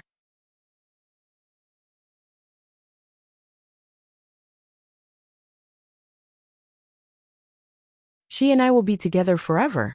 As soon as Ziyuan returned from the spirit space of the burning thumb pot, thousands of young spirit divine senses finally escaped from the three Ling Tai, Bai Hui, and Shinting acupoints of Li Yunyang that had been opened. Her young spirit instantly gathered together and returned to her body. As soon as she opened her eyes, she heard Su Chan and the little foxes cheering ecstatically. A little fox shouted excitedly, 14 minutes and 59 seconds. It was so close, so close. Although Zhou Qin had experienced countless dangers along the way to the Zhuji phase, she couldn't help but be shocked at this moment. She pressed her hand to her chest, shook her head, and smiled. "Ziyuan, you were so dangerous. You really scared us to death. Just now, when I saw that the time was about 14 minutes and 50 seconds, I was in despair." Wan Hongling also hugged Ziyuan tightly and said with tears and laughter, "Shiji Ziyuan, you scared me to death just now. I thought you wouldn't come back. If you're not here, what's the point of me living?" Ziyuan smiled softly. She gently stroked Wan Hongling's back and said softly, "Don't be silly. I'm back now, aren't I?" Zhou Qin saw that although Ziyuan had woken up, Li Yundong was still sitting cross-legged on the spot, motionless. She couldn't help but ask doubtfully, "Ziyuan, where's my master? How is he?" Ziyuan looked at Li Yundong with a complicated expression and said, "He will wake up in a while." Su Chan looked at Ziyuan nervously. "Is Yundong all right?" Ziyuan also looked at Su Chan and sighed in her heart. You don't know that Li Yundong almost couldn't come back because of you. But in the end, Ziyuan didn't say this out loud. She smiled slightly and comforted her. He's fine. Not only is he fine, but he has also comprehended the great Buddhist Dharma. He is now a complete master of both Buddhist and Taoist cultivation. He has the bearing and posture of a great cultivator. He can't be compared to before. Su Chan blinked her eyes in confusion. How can one comprehend the great Buddhist Dharma after subduing the burning thumb pot? As soon as she finished speaking, she suddenly saw Ling Yu pointing at Li Yundong and exclaiming, Look, look! Everyone looked at Li Yundong and couldn't help but be stunned. They saw that the 3 golden needles on Li Yundong's body were constantly trembling and being pushed out little by an invisible force. Finally, this force pushed the golden needles out of Li Yundong's body and gently fell to the ground with a ding. Soon, the burning thumb pot in Li Yundong's hands jumped up into the air, and its whole body bloomed with colorful light. The crystal-clear glass burning thumb pot became colorful, as if countless ribbons were surrounding it.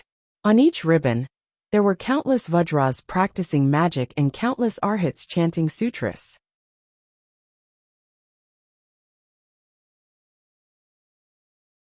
These ribbons quickly drilled into Li Yundong's body, and then the Baihui acupoint on the top of his head suddenly opened. White steam rose from the top of his head, echoing the colorful ribbons released by the burning thumb pot, and entwining tightly. Everyone else in the room was dumbfounded. All of them held their breaths, and didn't even dare to breathe loudly. These lights entangled together like countless tree vines, quickly forming Vajras in different postures. Then these Vajras quickly rushed into Li Yundong's body. Every time a Vajra rushed into his body, the light outside quickly formed another Vajra. This repeated. After Su Chan and the others silently counted for a while, they found that there were a total of 18 Vajras. Soon, the light formed another 108 Arhats and rushed into Li Yundong's body. When the 108 Arhats all rushed in, the lingering light finally gathered into a ball and quickly drilled into the space between Li Yundong's eyebrows. As soon as it drilled in, a twisting colorful light gathered between Li Yundong's eyebrows. The colorful light gathered together and kept squirming, twisting, and slowly turning into a vertical pupil. Before Li Yundong opened his eyes, the vertical pupil slowly opened by itself, emitting an awe-inspiring white divine light. Wherever it looked, the pressure was so heavy that it made people's hearts beat faster, and they felt a sense of worship. Su Chan, Zhou Qin, and the little foxes were dumbfounded. Wan Hongling was also dumbfounded. Only Ziyuan was slightly surprised and whispered, Sure enough. Su Chan's ears were sharp, and she immediately asked in a low voice, Sister Ziyuan, what did you say? Ziyuan looked at Li Yundong and said with awe, Previously, in the spirit space of the burning thumb pot, the divine senses left by the eminent monks of past generations said that Li Yundong is the reincarnation of the immovable wisdom king. Now it seems that it's true. Zhou Qin looked at Li Yundong in shock. She thought to herself, Master Erdini said that I'm the reincarnation of the auspicious goddess, but Li Yundong is the reincarnation of the immovable wisdom king. If he and I are both reincarnations of gods, will there be others who are reincarnations of gods? Why are there so many reincarnations of gods? Is it to deal with the legendary catastrophe? At this time, Su Chan also exclaimed in a low voice. No wonder when he was visualizing in the past, the god he visualized turned out to be the immovable wisdom king of Buddhism. I was wondering how the Taoist magic he practiced could possibly visualize the god of Buddhism. It turns out that he is the reincarnation of the immovable wisdom king. The little foxes were also amazed and whispered to each other. It turns out that our leader is the reincarnation of the immovable wisdom king? That's amazing. We have such a strong leader. Haha, let's see who dares to bully us now. Our leader is the reincarnation of the immovable wisdom king.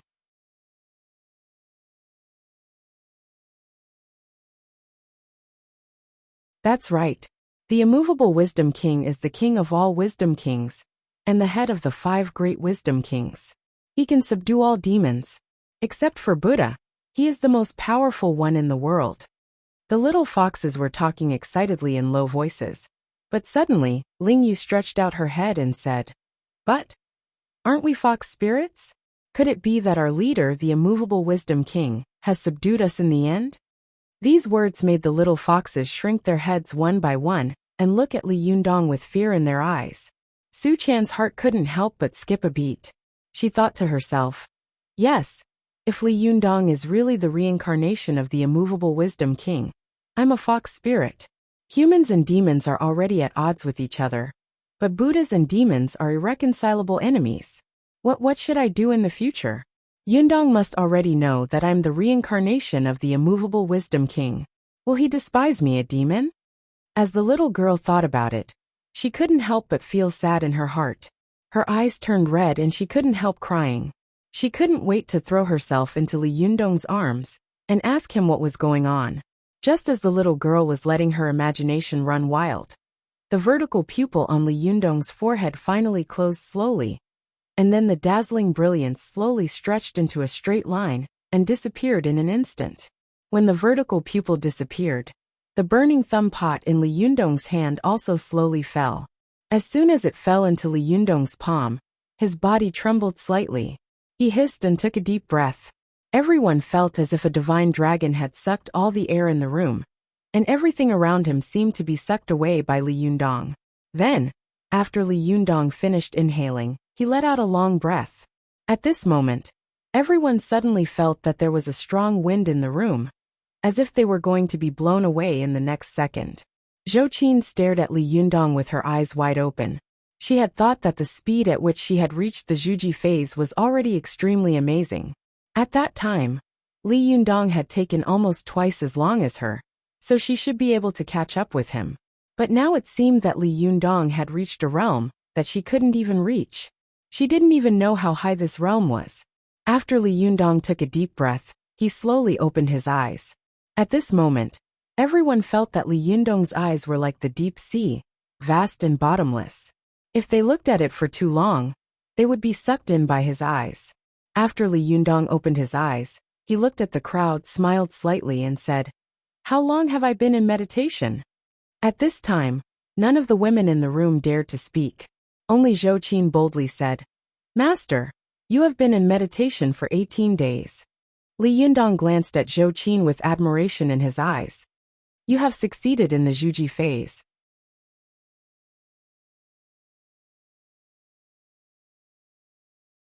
Ah, you have also subdued the powerful magical weapon. Congratulations. Welcome to the world of cultivators." Li Yundong saw that Zhou Qin was covered in dust. It was obvious that she had been guarding him nervously since she came back. She didn't even have time to take a bath. He smiled and said, "Hurry up and take a bath. Don't stay here." "I'm fine." Only then did Zhou Qin blush.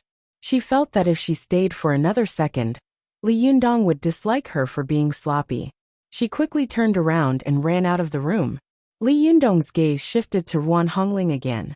He nodded to her and said with a smile, "Hongling, thank you for escorting Zhou Qin all the way.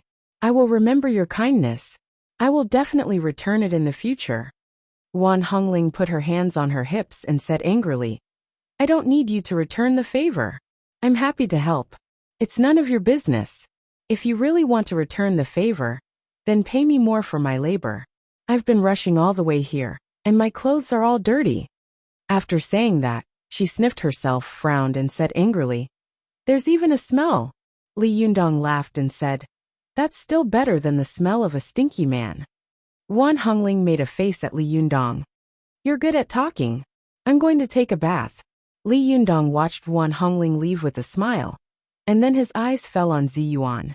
He said with a smile, "Zi Yuan, you are the one I should thank the most." Zi Yuan was looking at the boy who had been reborn in front of her with a complicated gaze.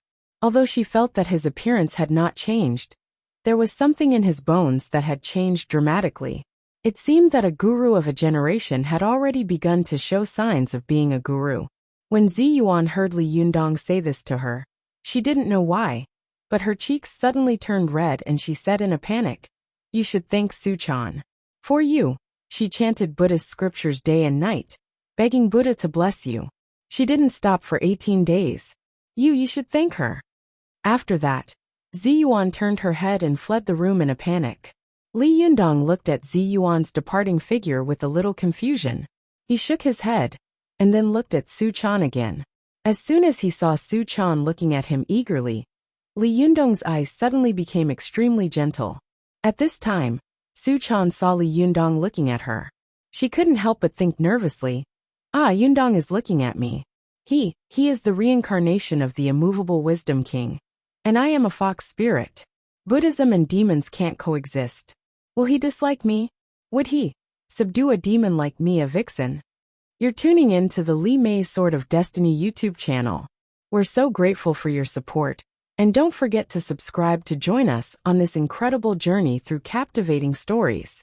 Your generosity through donations truly makes a world of difference, as it's the primary source of revenue that allows me to expand and enhance this channel for you.